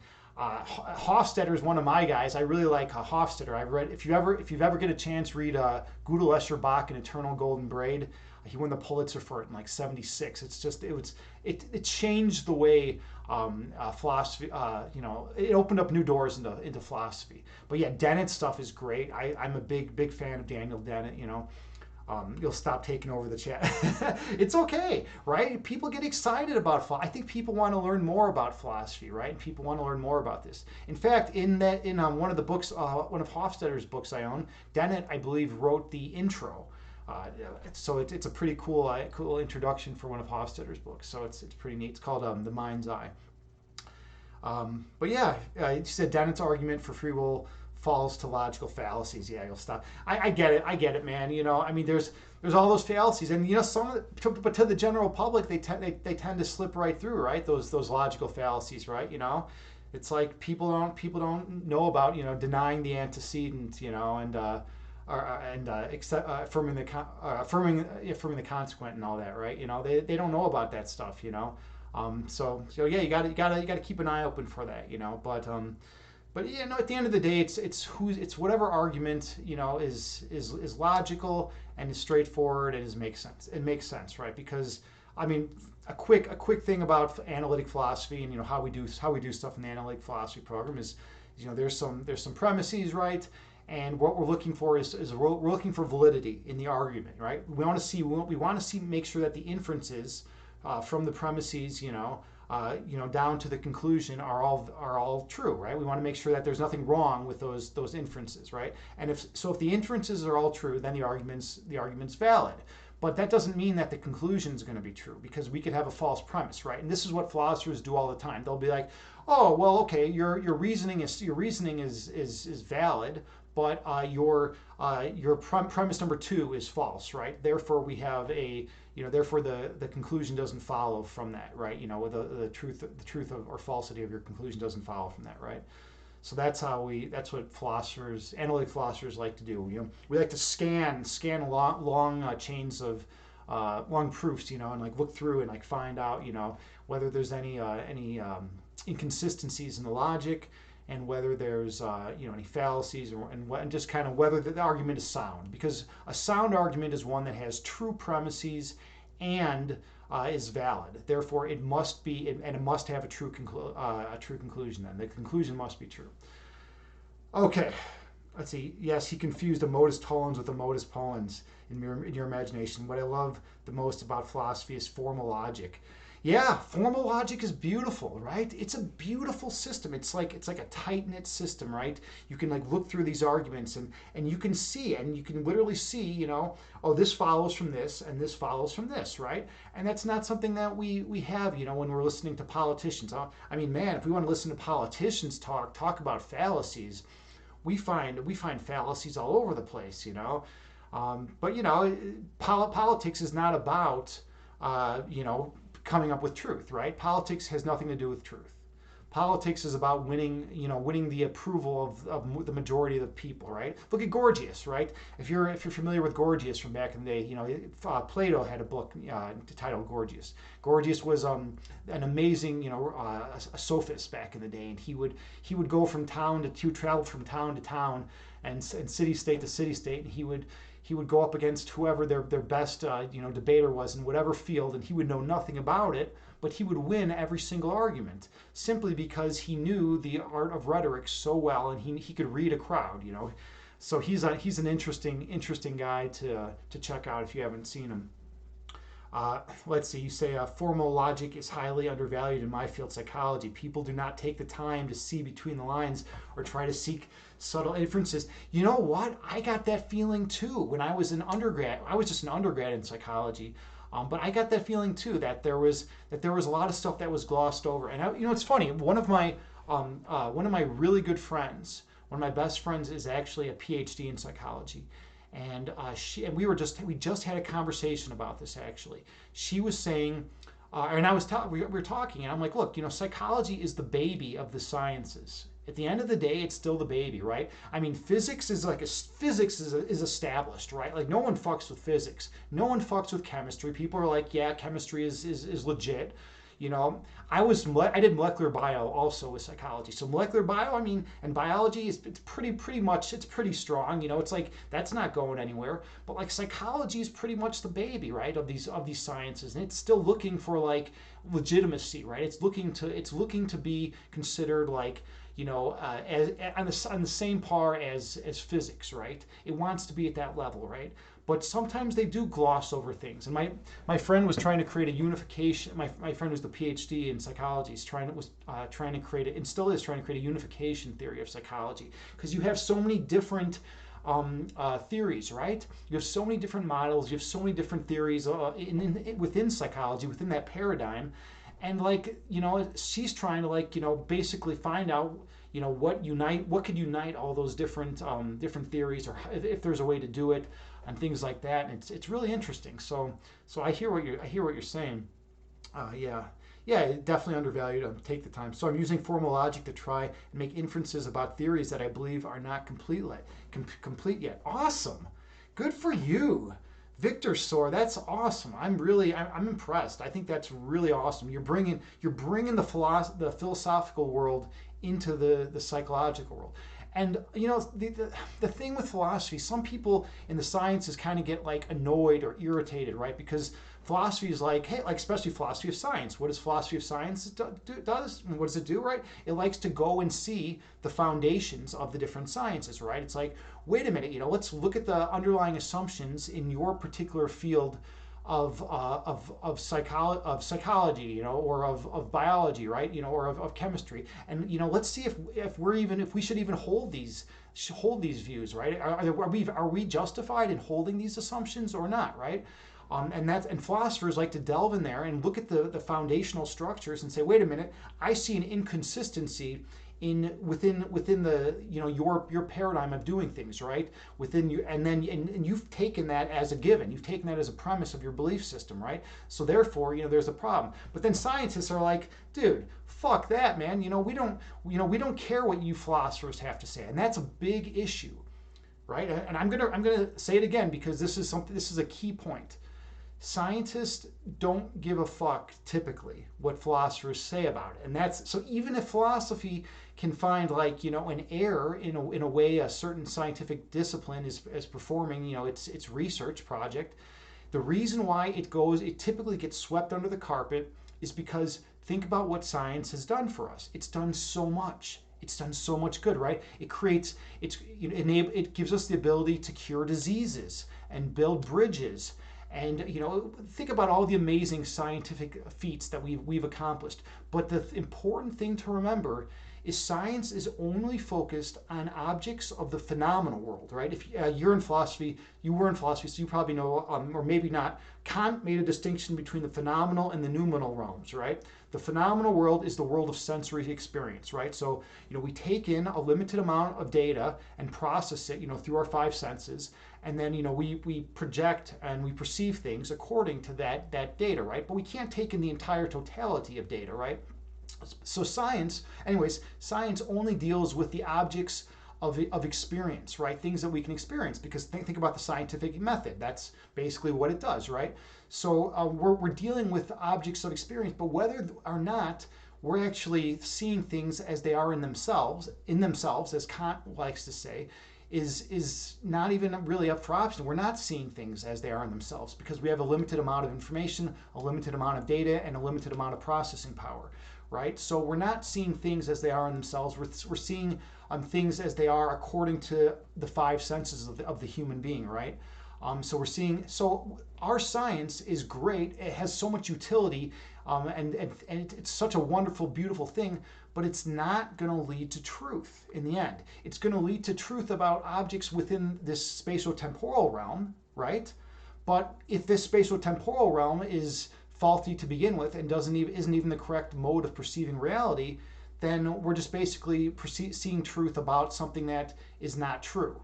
So we're seeing like things that work, as far as something that's not true. So it's kind of an interesting thing. All right, I got to get back to your chat now because I've been talking. You said, let's see, in only the last year, major advances in psychology have been made. It is a tricky subject because it is much harder to know what you are measuring, so you may have to seek multiple lines of inferences into the same conclusion. Huh, interesting. Yeah, that would make it way more challenging, actually. I definitely see that. Okay, and then you said absolutely it gets swept under the carpet. An idea I have for an inference takes from philosophy of mind a subtlety that was not considered. Yeah, and you know what? It does. It's just how it goes. It's the current paradigm. And one other thing about that, no one likes to be really told like how they should be running their business, right? Like if you're a chemist, you're doing chemistry, right? You don't want someone to come along and be like, hey, wait a minute, like I see a problem with one of the foundational, inferences, in which you do chemistry, right? I see a problem with that, right? Maybe you should fix this. They're like, dude, just let me do some chemistry. This is what I do. I advance the field of chemistry, right? Same thing with physicists. Physicists don't want to be told how they should do their physics. Philosophers, we like to go into disciplines and tell people like, point out flaws in their reasoning, and a lot of people aren't open to that. A lot of people are not open to their foundational beliefs about whatever field they're in, getting changed, and that's a problem because it stifles progress. But eventually, the idea is philosophers gain momentum, and then they can exert enough pressure and slowly ease whatever discipline they're pushing on to shift a little bit in the direction towards truth and whatnot. You say, if you don't mind, man, you feel like you've talked enough for now. You would really like to hear more about what you're working on. Like to hear more about what I am working on? Well, right now I'm just building a Twitch channel. Simple as that. I'm trying. Okay, I believe that meditation is super important for people's mental, emotional, and spiritual development. I think it adds a lot. I think it's just really a beneficial thing, and so I want to try to promote it. That's like my main thing right now. My actual job is I'm a chess instructor. I don't know if you play chess or not, Victor Soar, but like that's like my legit job. And then this is what I do to it's like I give back to the community, by teaching people how to calm themselves. Because there's like a stigma about meditation, and a lot of people don't have exposure to meditation. I mean, where I live, you can go out and you can get meditation anywhere, right? It's like it's like, you know, it's ubiquitous, like as far as I'm concerned, where I'm currently reside. You know, I'm in outside of Chicago. You know, I'm in Chicagoland. But like, you know, you travel an hour south from me, and people cannot find a guided meditation in their hometown. It's crazy. It's like these people had no exposure to meditation, or they think it's just like some weird hippie thing, you know, from like the 60s or something, you know. So I'm on Twitch trying to like promote this healthy thing, and that's like the project I'm currently working on. And then what I do is I take bits and pieces of philosophy and I incorporate them into the streams. You know, a lot of it comes into the actual meditations as like metaphysics, right? I like to bring in metaphysics, and then sometimes before or after I'll talk, you know, philosophy of mind and philosophy of science. Those are two areas that I just think they're so awesome, and I think probably because I have a science background, right? And a psychology background. I have a molecular bio and psychology background, so when I go to grad school for philosophy of mind and philosophy of science and metaphysics you know, obviously probably going to be the areas that I'm drawn most to. Um, the uh, the hardest area for me is philosophy of language. I've always found that area to be like super super tricky. Those I have a lot of respect for people who can, you know, read Wittgenstein and like get everything like immediately, you know, and like they have that shit under control, you know, especially in the analytics school. It's like those people they're just complete geniuses, you know, to me. Like I don't know. And then I'm analytics, so I'm not dealing with continental philosophy. You know, I'm not dealing with like, you know, Heidegger and you know, the other, you know, the French existentialists. You know, I'm not dealing with any of that. You know, I had no exposure to that other than my own readings that I did, you know, after grad school. Swiss R, thank you so much for the emotes, for the love and the prayer hands emote. I love when you spam that stuff, man. It goes crazy on the emote wall. It's always cool. Victor Story, you say, oh, cool, chess is fun. Yeah, I'm glad you like chess. Yeah, we seem to have many similar interests. Definitely, absolutely. You know, and DJ Krishuns, hey, what's going on, brother? You're still around, man. DJ Krishuns, otherwise known as Imbalanced Physique. Check him out. He's an awesome, genuine dude on Twitch in the fitness and health community. Wonderful guy, such a nice human being. Definitely give him a check out his stream, give him a follow, and yeah, you'll learn about someone who's going to be as genuine in his approach to streaming as anyone. And that's what I like to see. You know, it's like, so those of you who don't know, a few years ago I made a decision to be radically open and honest in my communications, and so like it's been a crazy change. You know, not just for me, but for everyone in my circle. You know, everyone who is in my life, right? Because I went from being someone who was very political in my answers and my responses, right? You know, saying things that were very amenable to the public, to being someone who's like, you know, much more abrasive. And you know what? I say things now like that, like they are, like I see them. And I'm more blunt too. I'm less tactful than I used to be in the way I articulate myself. But I appreciate anyone who's going to be genuine and authentic like that. And Imbalanced Physique is one of those people, right? When he shows up here, and when I see him on stream, he's always super genuine. He talks about important issues too. Like, you know, we were talking about mental health on my stream one day. And he was talking about it on his stream, I think the next day or the day before. And it's like that's something that needs to be addressed, right? Mental health issues. There's a lot of people in the world that have this negative connotation associated with mental health issues, right? You know, it's like, and it's getting better, right? When I talk to like the younger generations, they have a better understanding about mental health issues, and they're not as quick to judge, right? But still, in the older populations, like people think that like if you get depressed, if you suffer from depression, you know, or anxiety, you're weak or something like that, right? It's like, no, that's not the case. You actually just have a chemical imbalance in your brain, you know, and like, hopefully we'll be able to regulate that one day, right? Such is life, right? All right. Grace Yogi, you said grateful you are bringing such high quality meditation and discussions here. Well, thank you so much, Grace. Thank you. And coming from you, that means a lot. You know, Grace, like I've said before, Grace, you're one of my role models here on Twitch. I look up to you. You know, your streams are so beautiful. I just show up in your stream and I like immediately feel better. It's so funny. You can literally just be like sitting there in your stream, and like the energy you give off is so positive and wonderful and loving that like everyone just feels happy. I don't know how you do it. You just make people feel happy just by being in their presence, and it's like it's such an inspiring thing. So yeah, I'm happy that you enjoy the stream. You participated in about 20 minutes of the meditation, then got called away. Well, that's cool that you got 20 minutes in. That's awesome. Yeah.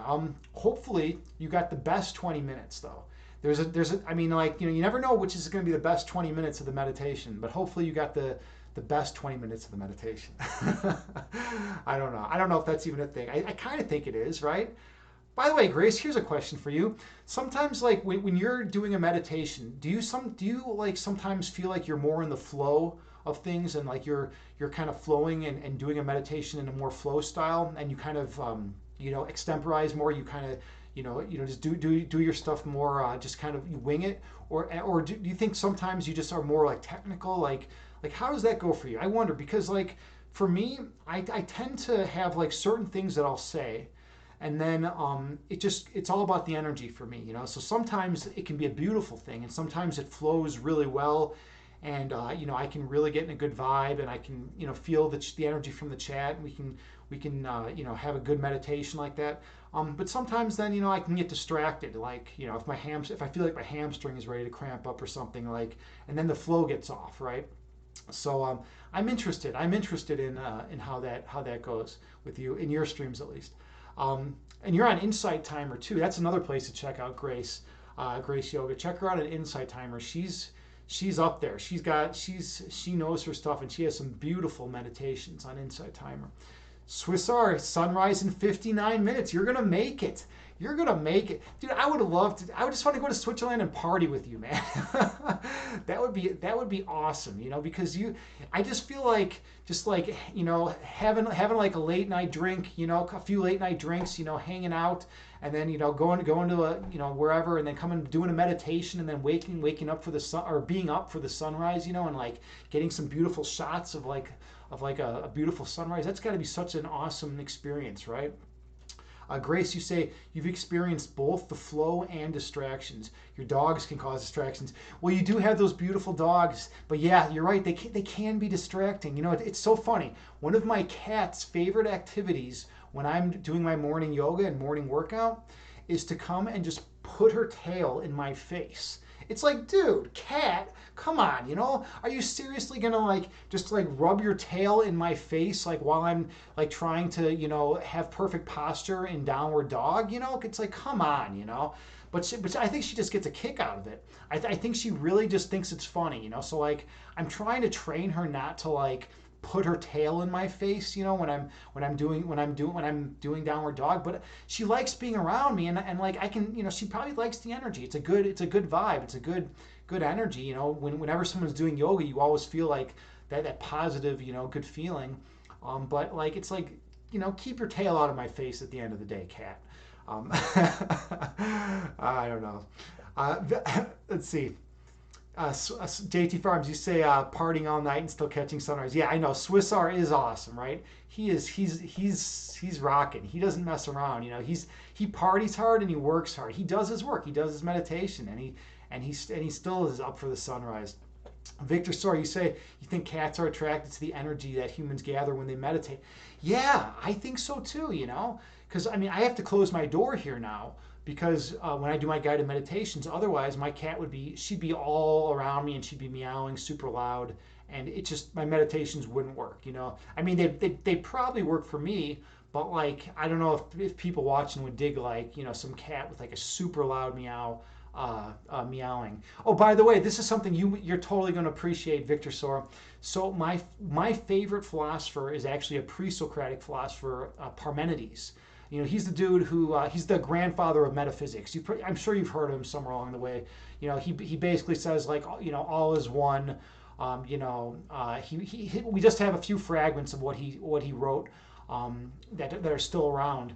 But he's the grandfather of metaphysics. He basically says what he starts out by saying what exists, what is, and what is not, and then he tries to draw some some conclusions based on it. So and it's really cool. And that's the second part. His first part is very poetic, right?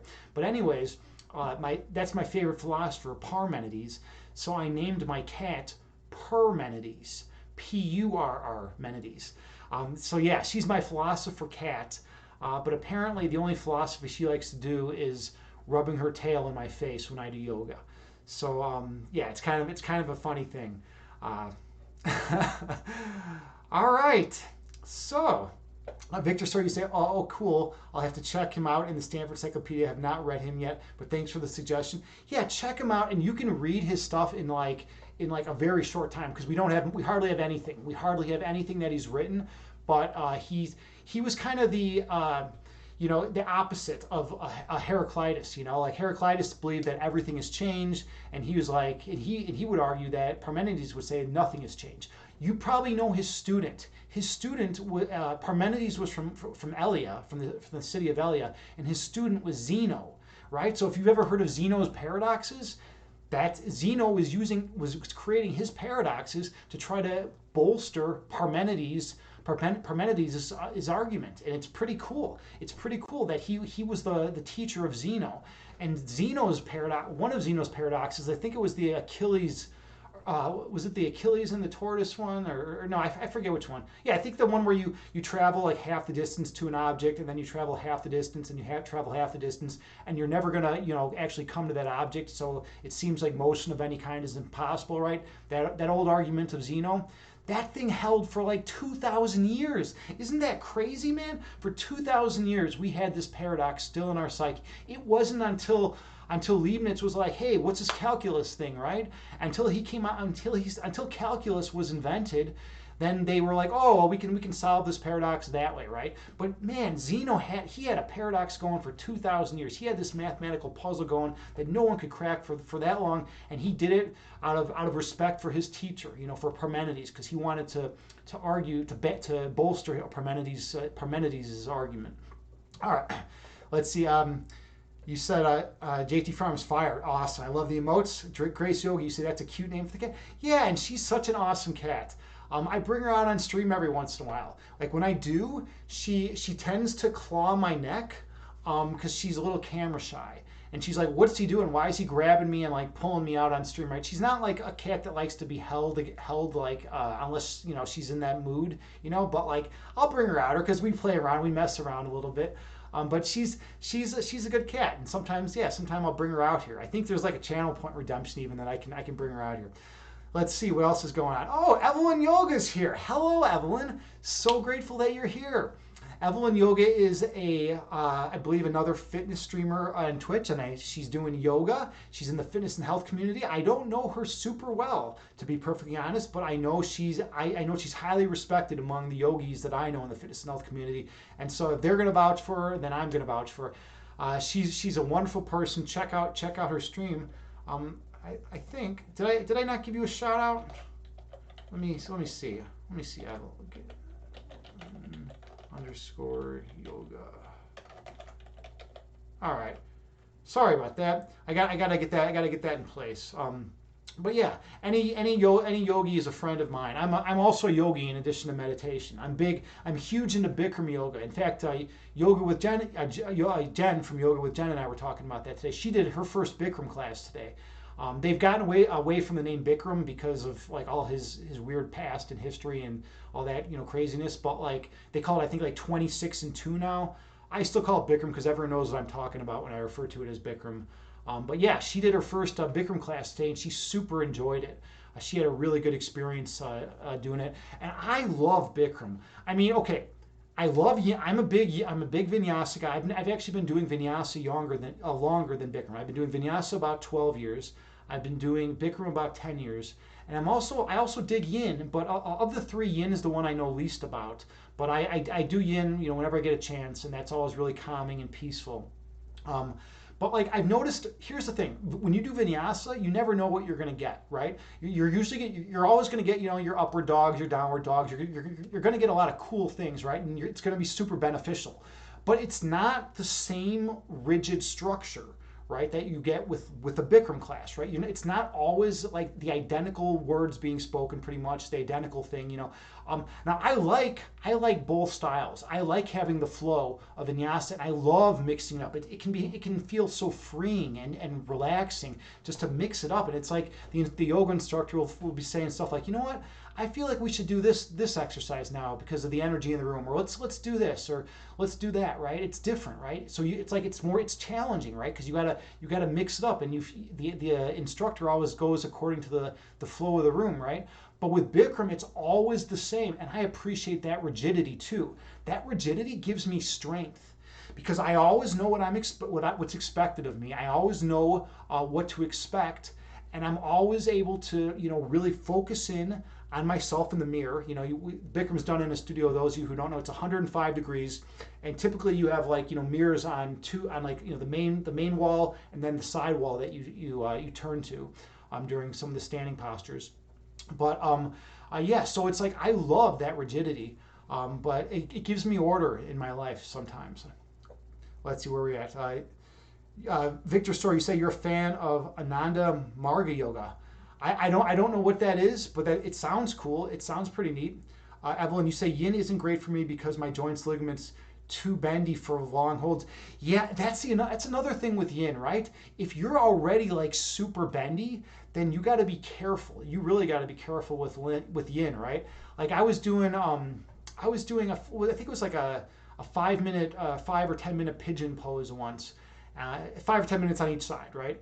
And it felt great at the time, but then afterwards it was like this was a little too much. I feel like I stretched out the joints a little bit too much, and then I was going to go for a run, and I was like, you know what, I'm not going to run on this. I don't feel like going for a run after yin yoga. Like in fact I think we got to be a little careful on that. Like I don't think people should go for like a long, like if you're running miles, like if you're going to run like a few miles, or even like a couple miles, right? If you just get done with a yin yoga class, it's like everything's so stretched out that like maybe it's not the best to go for a long run, right? Maybe you should wait like a day, or let your body like kind of heal up a little bit. But maybe not. I could be wrong. You're better yogis than me. You have it in your name, and you are the yoga instructors, So I don't know much about it, but Evelyn, you say, but restore shorter holds. We work well. Yeah, right. Yeah. If you do like like shorter holds before a run, like I think like that feels good, and that works well for you. Yeah, I get that totally. Because you definitely want that restorative element of the yoga, right? And that's the main thing about it. It's like it gives you new life. It recharges you. It's like all of a sudden your body that was feeling like maybe like old or crampy or achy or whatever. All of a sudden you just feel in alignment, and you feel strong and healthy again, right? When you have a good yoga session, it's just like it's like nothing else on the planet. I recommend yoga to everyone. Like my friends, like it's kind of a joke actually, because my friends are always like, like whenever something's wrong with them, I always say two things. I'm like, have you drank enough water? Or have you, when's the last time you've done yoga? So they kind of think it's funny at this point, because I'm like so on their case about yoga, but it's just something so important to me, and not just yoga, but like qigong. I started doing qigong before I started doing yoga, and it totally saved my life, in a sense, right? Like I was able to feel the energy, and then I was able, like I had all this back pain at the time. When I started doing qigong, all my back pain went away. It was amazing. And then I stopped doing qigong, and it all came back. And then I just kept doing it. And I've been doing it ever since. Kitten's Kung Fu, he's a streamer here in the fitness and health community on Twitch, and he's definitely someone you want to check out for all your qigong needs. That guy knows his internal energy arts really well. He's amazing at martial arts. He's an instructor. Check out Kitten's Kung Fu, and you'll learn about qigong. And then I also do some kumnae and some stuff like that. But any of those internal energy arts are going to be helpful for your overall well-being. You're going to feel good. You're going to feel alive. You're going to feel stronger than you felt in a long time if you do them. Evelyn, you say repetition is very beneficial. It is. It totally is, right? And that's the thing about the Bikram series. You have that set repetition. So it's like your body. Something about knowing what to expect. I think the main thing is it enables you to direct more attention on doing the posture correctly. Because think about it this way: if you've done a posture, 1,000 times the same way, if you're 1,000 times, then you're going to know more what to expect, right? Like a lot of times in yoga, the instructor will say like, all right, your core, your abs should be tight, your pinky toes should be pointed out, you should be, facing the back wall, whatever, right? There's always like, quite a few instructions. But if you can get those instructions down such that they're muscle memory, like in the Bikram series, then you can go deeper into it, right? You can really start improving things. Like one of my big things is I've been improving standing head to knee lately. That's like one of my best postures. I can usually be on that one leg the whole time, and like while I can't always hold my head to my knee for a long period of time, I can usually like get it to at least touch for like a little bit, and keep my balance. But now that like I've been working on I'm strengthening my glutes lately by doing HIIT classes, the high intensity interval training Pilates classes, and now that my glutes are more active, like that posture is like totally different for me, because like I can feel it in my glutes now when I do standing head to knee, and it's like I'm a little off balance, to be honest, because I'm using different muscle groups than I used to, but it feels good, and I feel healthy and strong while doing it. Okay. That was a lot of talking. That was a lot of talking. I'm a loquacious guy at times. I like to sometimes when I get psyched up, I like to talk a lot. But thank you all for being here. I'm totally grateful for you all. Swissar, you have something coming up right now, right? You have your sunrise that's going to be hitting pretty soon, because it's like 5:30 in Switzerland, something like that. That's cool that you got that coming up, man. So yeah, that's going to be neat. All right, Evelyn, you say repetition is very yang, which we need to stay grounded, but it's about balance. What you need depends on how your yin and yang balance is. Absolutely, yeah. And that's the main thing, right? You need to be aware of your body, right? That one of the famous lines they say in Bikram a lot of times, a lot of instructors will say this. They'll say, you are your own teacher, right? And I've heard that in other yoga classes too, right? You need to know what's going on with your body, right? The times that I've gotten in trouble with yoga are the times where I wasn't listening to my body. And the instructor would just be saying something to the class, and I wasn't like super honed in on like maybe how my knee was feeling, or how my hip was feeling, right? And I had a couple injuries early on because of that. But yeah, as long as you're in tune with your body, and your yin yang balance, and you're like, and you can be at peace, and you can get the most out of your workout. You want to maximize the time you spend doing that workout, and you want to maximize what you feel and the benefits that you derive from that workout, right? That's why we're here. We're trying to improve ourselves. Everyone in the fitness and health community is here to improve themselves. You wouldn't be a part of the fitness and health community if you were just like someone who didn't care at all about your health, right? That's the main thing that's why I love everyone here so much. Everyone here is such a wonderful, kind human being, because we're all working towards a common goal. I mean, at the end, it's like we were talking about earlier in the stream, if you don't have your health, what do you have, right? Health is so important. We need to make sure we have maximal health. We need to increase our health and do what we can to improve our quality of life, right? Because without it, I mean, we're just laying on a couch or confined to a chair the rest of our lives. I mean, what kind of existence is that, right? Evelyn, you say you can tell I'm very passionate about yoga.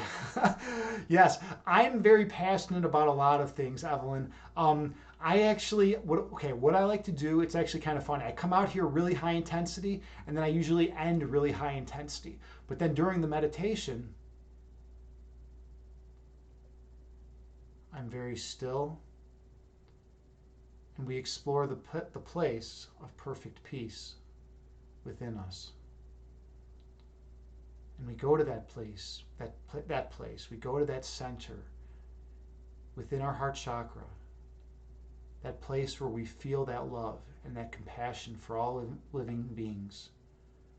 And we reside there for a while. And we remember who we truly are. So yeah, I always have the high intensity at the beginning, and then we have the very calm meditation. And then we have, the end of the show is always different, right? The end of the stream is always different. Sometimes it's high intensity, so like right now it is, because I'm feeling high intensity. I did a lot of core, and I did a lot of arms and chest today, so I'm feeling pretty good. But then sometimes it's more casual, Sometimes it's more just like I feel like zenned out, right? Like I feel like just super zenned out, and I can barely read the chat because I'm like so in it, right? Because sometimes if you come out of a meditation, it's hard to get like fired up. Like, have you ever come out of a meditation and then like try to do something very like analytical? It can be rough, right? It's like you're like feeling one with all of creation, and then like you come out and you're trying to solve like some complex math equation. It's like what the fuck? It's like the worlds like kind of collide. It's so hard sometimes. Yeah, you know it. Yeah, yoga. Yeah, yoga stone. That's kind of what it is, right? That's kind of the feeling that it is, right? It's like it's like you're just so zenned out that like trying to do something like super analytical is just like it's like a joke almost. It's like okay, let me give you a good story. Yoga high, absolutely, Grace. Okay, so I'm a competitive chess player. That's what I do for a living. I teach chess for a living, but I also play competitively. I was once playing at the Chicago Open. This was years back. I think this was 2014, right?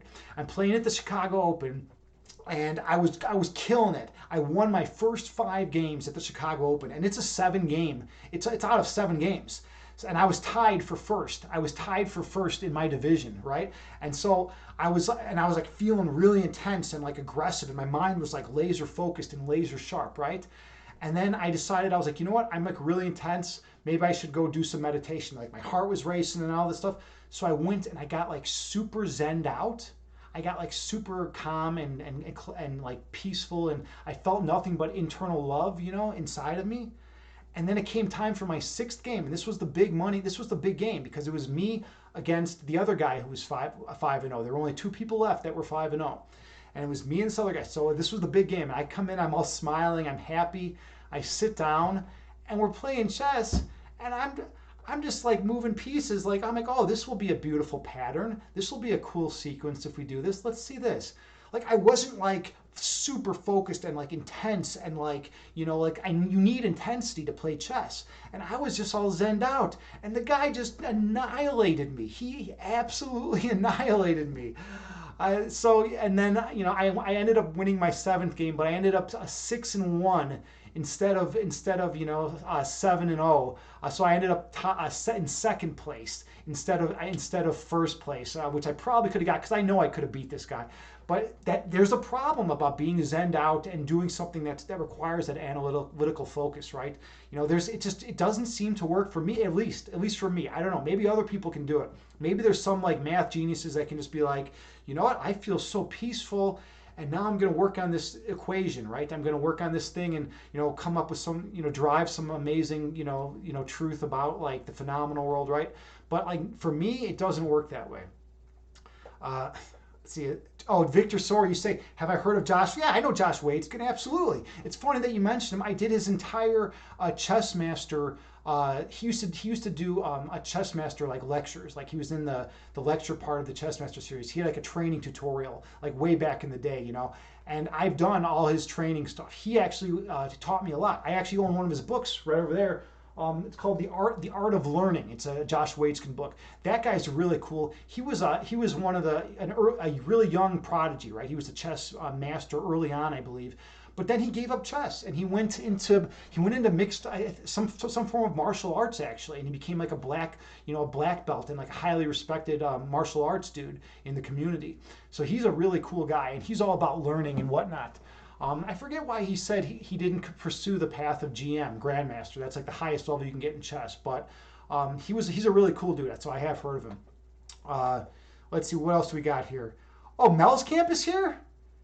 Is Mel's Camp here? Hold on. Hey, Mel's Camp. Oh my God, good to see you. How are you doing, Mel's Camp?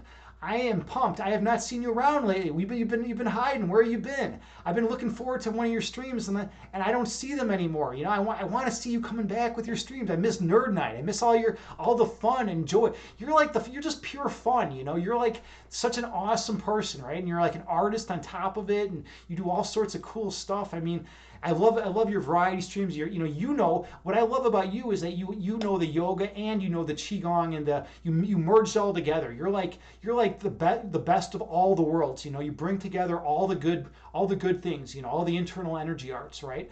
And you form like a consistent, beautiful practice out of that. And I think you're someone who listens to the flow more, right? You're like really in the vibe, right? That's kind of the impression I get from watching your streams. So it's good to see you. I'm grateful that you're here. We've already done the meditation. I'm just being high intensity Agni James right now because we've been talking about yoga, and I get really stoked when we talk about philosophy and yoga, which we've been doing tonight. But yeah, it's great to have you here. Let's see, what do we got here? Let's see, Victor Sor, you said he signed that book for me, The Art of Learning. Great guy. He discussed his philosophy in his book, My Favorite Chess Player Personality. He is, absolutely. You know what he said? He's such like a humble dude, right? I think one of his stories, if I recall, he said like the best thing that ever happened to him in chess was losing his first national tournament, his first time to the national tournament. I think he was on he was the favorite, and he was on the final board against some other kid, and he lost. And then he had a year to think about it. And something really cool that he says is that one definition of competitive excellence is how well you respond after defeat, after a mistake. So like in the chess world, it's crazy. Like one bad move can cancel out 40 good moves. So you could be playing perfectly. Like every move could be a chess engine move, which means it's literally like the perfect move, right? You could be playing perfectly for 40 moves, and then you make one bad move and you lose the game. So you got to be careful in chess, right? You got to be super careful. You have to calculate. You have to look ahead. You have to know the principles. You have to do a lot of stuff, right? But sometimes in chess you make a move, and your opponent is able to capitalize, but not like a ton, right? They're able to gain like a small advantage. Now there's a psychological tendency for people just to be like, oh God, I was winning and now like I'm losing a little bit and like this game's over, and then they lose their composure, they lose their shit, and then they lose the game, right? There's this psychological tendency to do that. But Waitskin argues that no, you know what? You have to regain your focus. Like at that moment when you make a mistake and your opponent capitalizes on it, competitive excellence is how well you respond. So then you got to keep fighting as hard as you can. You want to try to find a way out. You want to try to find a better move, to make next time and improve upon your decision making. And he comes back and wins a lot of games that he's been down in his life. He's done that, because he's got that fighting spirit. He doesn't allow a mistake to get him down permanently. And that's such an awesome thing. That's something that's applicable to anything in the world, right? We make mistakes all the time, right? We're finite beings. We have a finite amount of information that we can process through our five senses. We have a finite amount of processing power, right? We don't know, the totality of everything that's going out there. There's a line from, I'm a big Star Trek guy. Like Star Trek Next Generation and Deep Space Nine for me are like huge. They've influenced me a lot. Picard is my favorite Star Trek captain of all time. And there's this one episode in Next Generation where he's talking to Data, and Data was playing this game against this alien creature, and Data lost the game. And Data is this android, right? Data's like this like android who's supposed to like know his shit and like know everything, and just be like this super, intelligent, basically an android, right? So Data thought he was broken when he lost when he lost to this guy, right? And Picard comes up to Data and says something so important, and this has stuck with me my entire life. Picard says, Data, sometimes in life, you can make all the right moves and still lose. And that's true, right? It's absolutely true. Like, everything's a probability game here in this phenomenal realm, in the world of sensory experience. Like, sometimes you do everything that's like smart and wise, and like you make all these right moves, and then like a stray bullet comes and like, you get hit or something. Something that you cannot account for happens, right? but and that's just the nature of life. So it's like you got to do the best. You got to do the best you can, and that's one thing that JT. That's one thing that Josh Waitzkin instilled in me, and Picard. They both instilled that. Keep fighting and do the best you can. All right. Where are we at here? We're getting behind. We're getting behind in the chat. Mel's Camp. Let's see. Or Victor Sora, you say he quit chess, I think, because it's toxic at the high level. There is a lot of toxicity at the highest levels. I mean, I watch a lot of these grandmasters, and I hate to say it, but there is. I mean, it's just the way it is, right? There's a lot of ego. I once had a chess master tell me there is no such thing as Zen chess, and I'm starting to think he's right. I really am, and the reason being is because chess is a war game at the end of the day. It's literally over 2,000 years old. It was created on the battlefields in India to keep the warriors' minds sharp and attacking, and ready to go when the enemy came over the hill. So it's a war game. So it's like if you're in a zenned out, perfect state of oneness with all of creation, are you going to be as alert? Are you going to be as mentally focused on the enemy and on winning, right? As opposed to you would be if you were just in like a really sharp, intense state of mind, right? Chess is a war game, so maybe there is no Zen chess. I don't know. I've been trying to find a way to do it.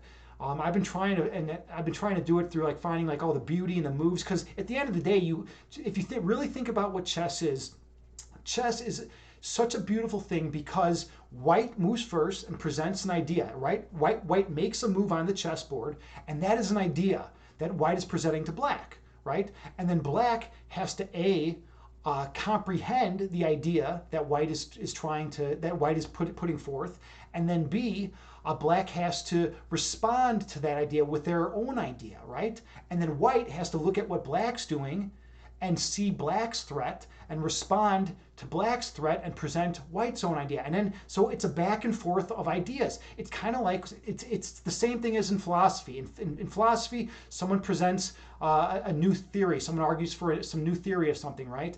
And then, someone will raise an objection. And then the person who argues it will be like, oh shit, I need to come up with something satisfactory to, combat this objection. And then they'll come up with a rebuttal of that objection or something, right? And then new objections will be raised against their theory, and then new ideas will come forth by them. And then at the end of the day, it's like a line. It's like a line of moves in chess. Ideas coming back and forth. And then at the end of the day, you come to a certain point where either someone comes up with an objection that's just too strong and completely overpowers the argument, or everyone's like, you know what, this is a cogent argument. We're going to keep it around. We're going to keep it around, and that can last for hundreds of years. It can be so strong. It can just exist for centuries. And, if you have something that is bolstered up that much, right? So it's like that's what chess is. So I kind of like to look at it that way, as an exchange of ideas. All right. We were just getting back. Mel's Camp, you say you're enjoying summer, slowly getting studio sorted. Thanks much. Well, I'm glad you're enjoying your summer. I absolutely am. And that's cool that you're getting your studio sorted up. Yeah, take your time. I mean, I don't know. I'm not trying to rush you into anything you don't want to do. And obviously, you're going to do whatever is true to your heart. That's one thing I've learned from your streams. You're someone who listens to your intuition. So yeah, of course. But I'm glad you're enjoying your summer. I'm glad everything is going well with you. Victor Sor, you say yes. Humility is so important in chess, in your imagination and in life. Humility is so crucial. It absolutely is. Oh my God, without humility, I mean, and you know what? It's for a lot of reasons, right? It keeps you centered, it keeps you focused, it keeps you grateful for what you have. But then, if you go all Ricky Henderson and start screaming and you're the greatest, you're the greatest in the world, people start, not digging that. This is actually kind of an interesting thing. I was wondering for a while, if let's say you are the greatest at something in the world, let's say Michael Jordan in his prime, right?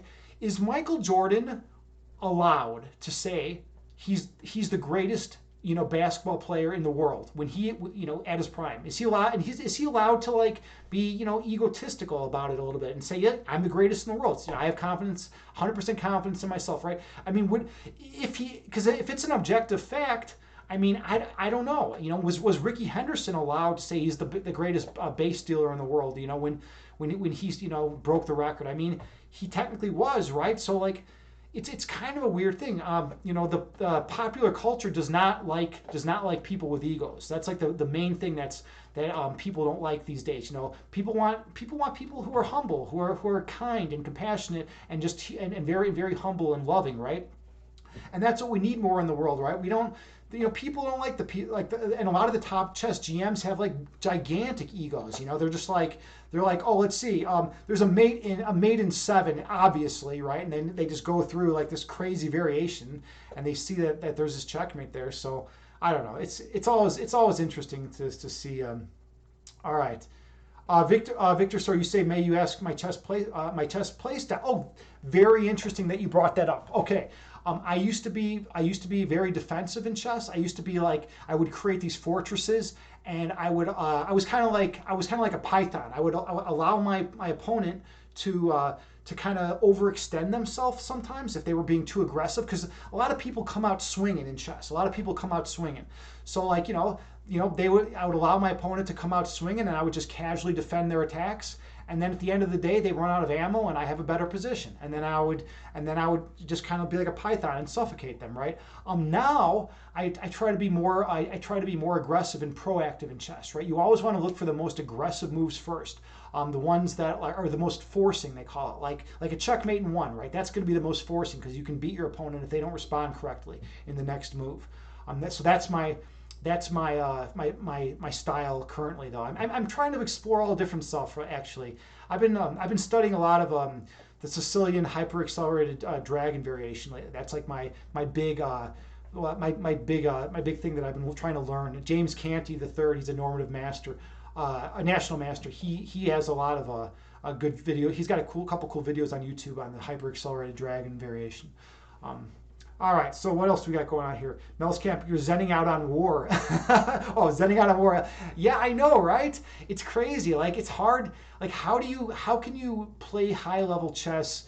How can you play a war game, in a zen state? I'm trying, and I'm trying to look at it as a work of art, and it kind of is a work of art. It's beautiful. It's an exchange of ideas, right? There's got to be some way to do it. And I'm going to find it. If anyone's going to find it, it's going to be me.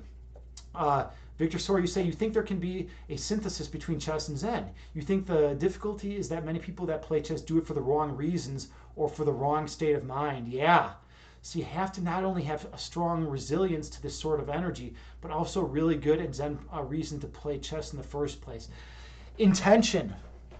Absolutely, man. Yeah, I agree. I think you make a really, really good point. It's tough, though. It is so tough. Especially if a lot of people that play chess, I've noticed, have loss issues, right? They just can't stand losing. It's like something that is just like, it's like the ultimate, worst humiliating thing in the planet is to lose a chess game. They just can't stand it, right? So they fight so hard to win, and then when they lose, it's like they're devastated. But they also say that the best chess players have short memories, and they can just play another game and move on with it. Swissar, wish you a nice Saturday. So, what is it? Sunrise where you're at? You're starting sunrise stream now. Wonderful, awesome that you're starting that sunrise stream now, man. Cool. Well, you know what, dude? I don't think I've raided you in a long time. Are you streaming right now? Because maybe I can raid you. Man. That'd be cool. I've been talking up a storm, man. How long have I been streaming? I'll tell you what, dude. If you want to start right now, go on right now and start, and I'll raid you, man. I'm looking for you on the raid thing. Are you out? Let's see. I don't see you out there yet. Let me see if I can find you this way. I don't know. Does it take you a long time? Does it take you a long time to get going or not? I'm looking for you.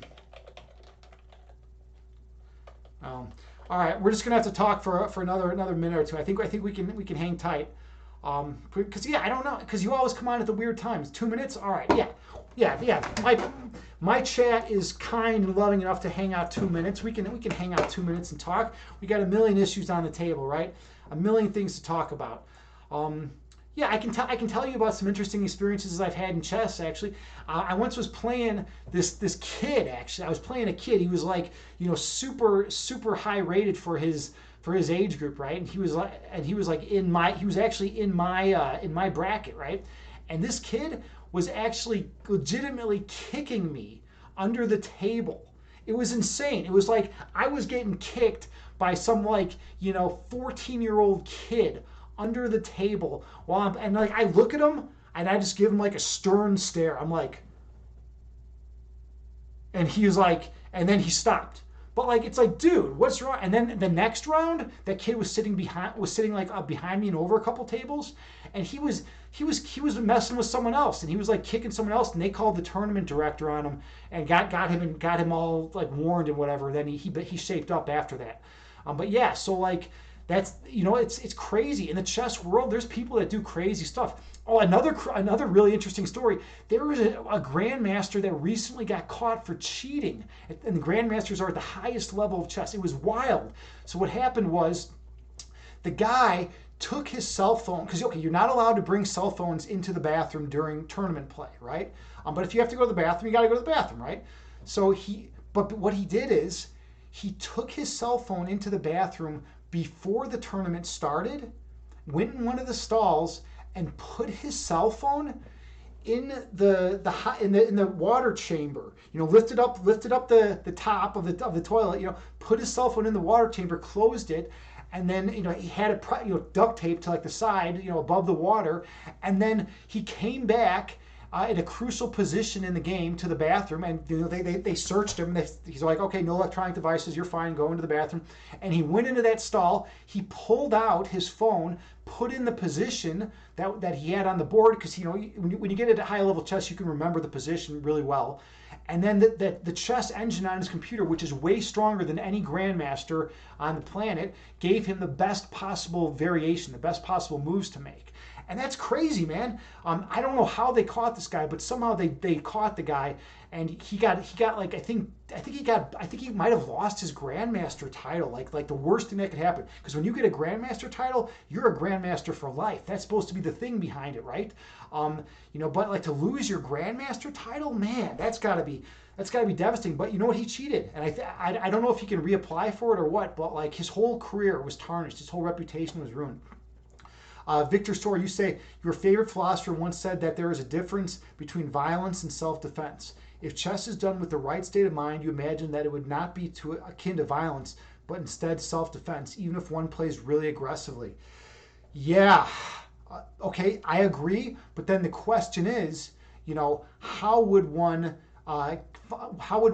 approach chess with the right state of mind? Because like I said with my story, right? When I went in and did that meditation before round 6 of the I think it was 2012 Chicago Open, before round 6, it's the biggest chess tournament in the Midwest every year. I'm up 5-0. I'm feeling like intense and strong and powerful, and then I meditate and I'm feeling really humble and calm and tranquil and peaceful. And I felt no aggression. I couldn't play aggressively. I couldn't muster it. I felt so.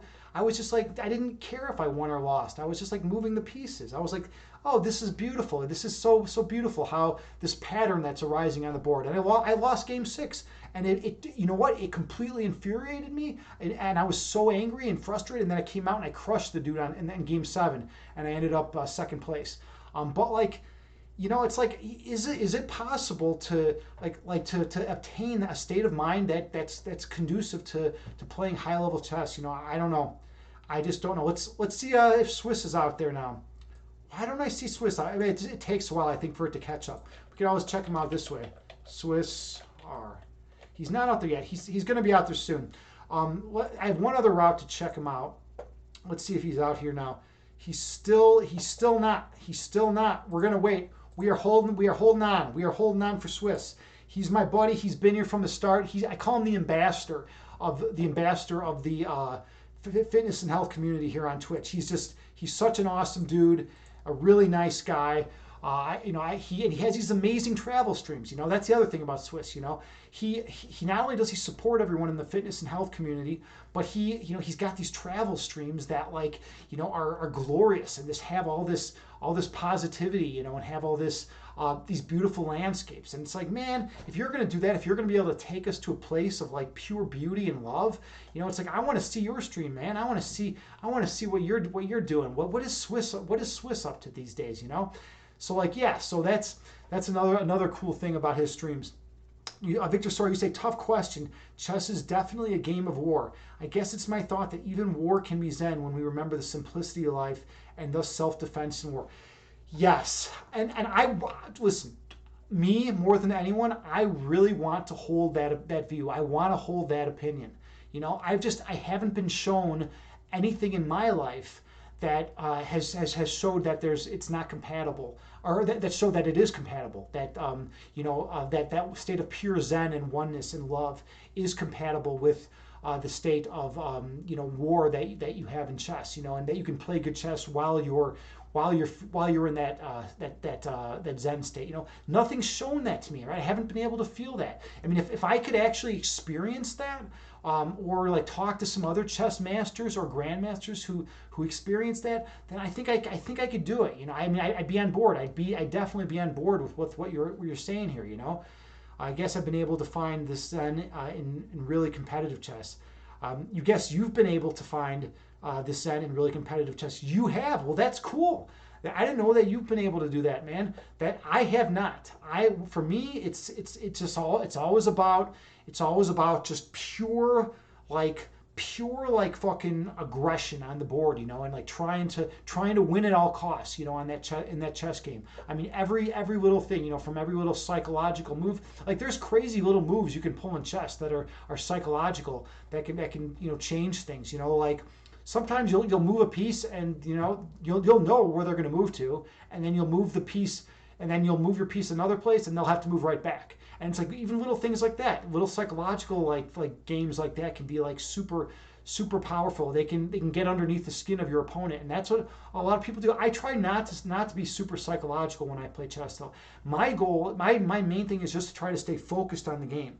Because you're going to run into the people that might kick you under the table. You're going to run into the people that are going to try messing with you, or try tapping their. You'll see this a lot. People will start tapping their fingers. They'll start tapping their fingers on the board, or not on the board, but on the table while you're trying to think. You got people doing all sorts of dirty tactics. I don't buy into that, And if you play street chess, like if you go to like a city and you're playing chess, you're going to see people trash talking, and it's crazy. The way they try to get under each other's skin. I've always found that cheap. That's not real pure chess. I'm more of a chess purist. I like just one-on-one playing the game against the person. No, subtle, distractory devices, and all that. You say you're not chess master by any stretch, so maybe it's not the same. You found it in a variant, 4-player chess in the first world championship. Yeah, 4-player chess it's called Bug House. 4-player chess is an amazing chess variant.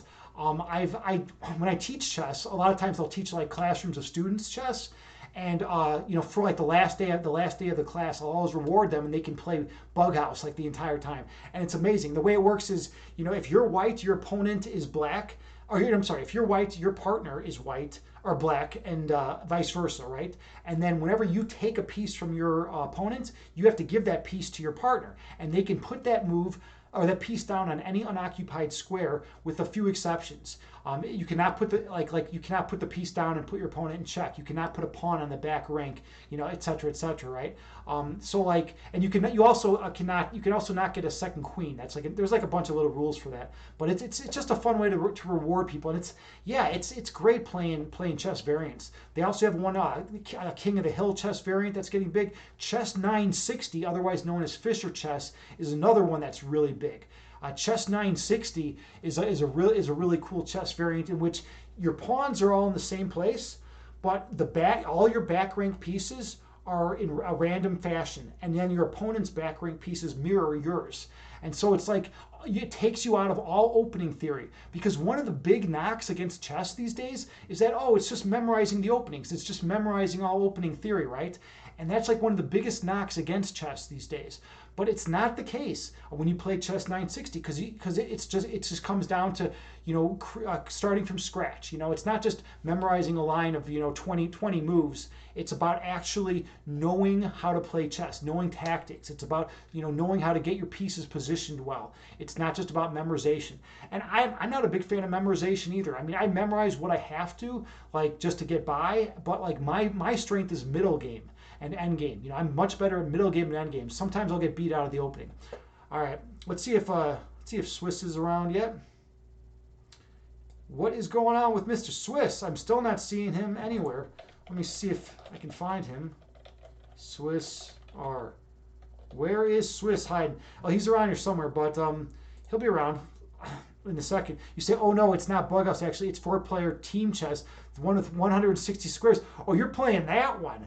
You're playing that one, man. That's cool. That's cool that you're playing that one. Okay, Swiss R just started streaming. Yeah, there he is. All right, so we should be able to raid him momentarily. Let me go to. I have 2 ways I can raid him. This is gonna be great. We're gonna be giving a lot of love to Swiss's way this time. So there's. Oh, I think I see what's going on. Is it this? No.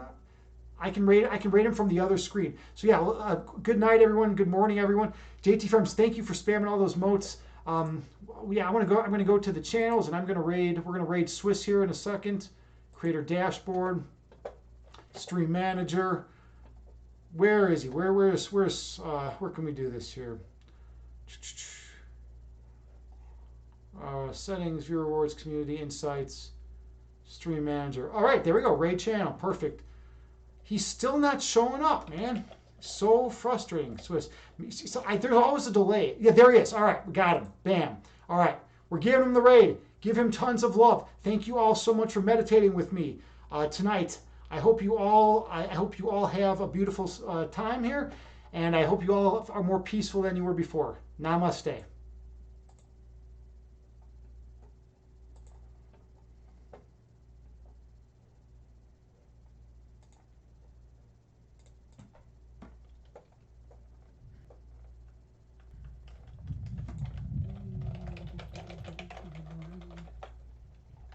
Thank you.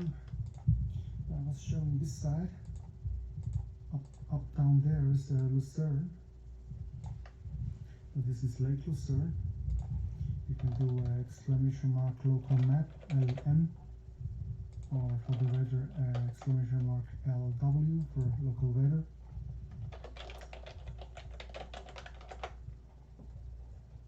Thank you for the raid. Please, if you are a streamer, put a 1 in chat that you get a shout out.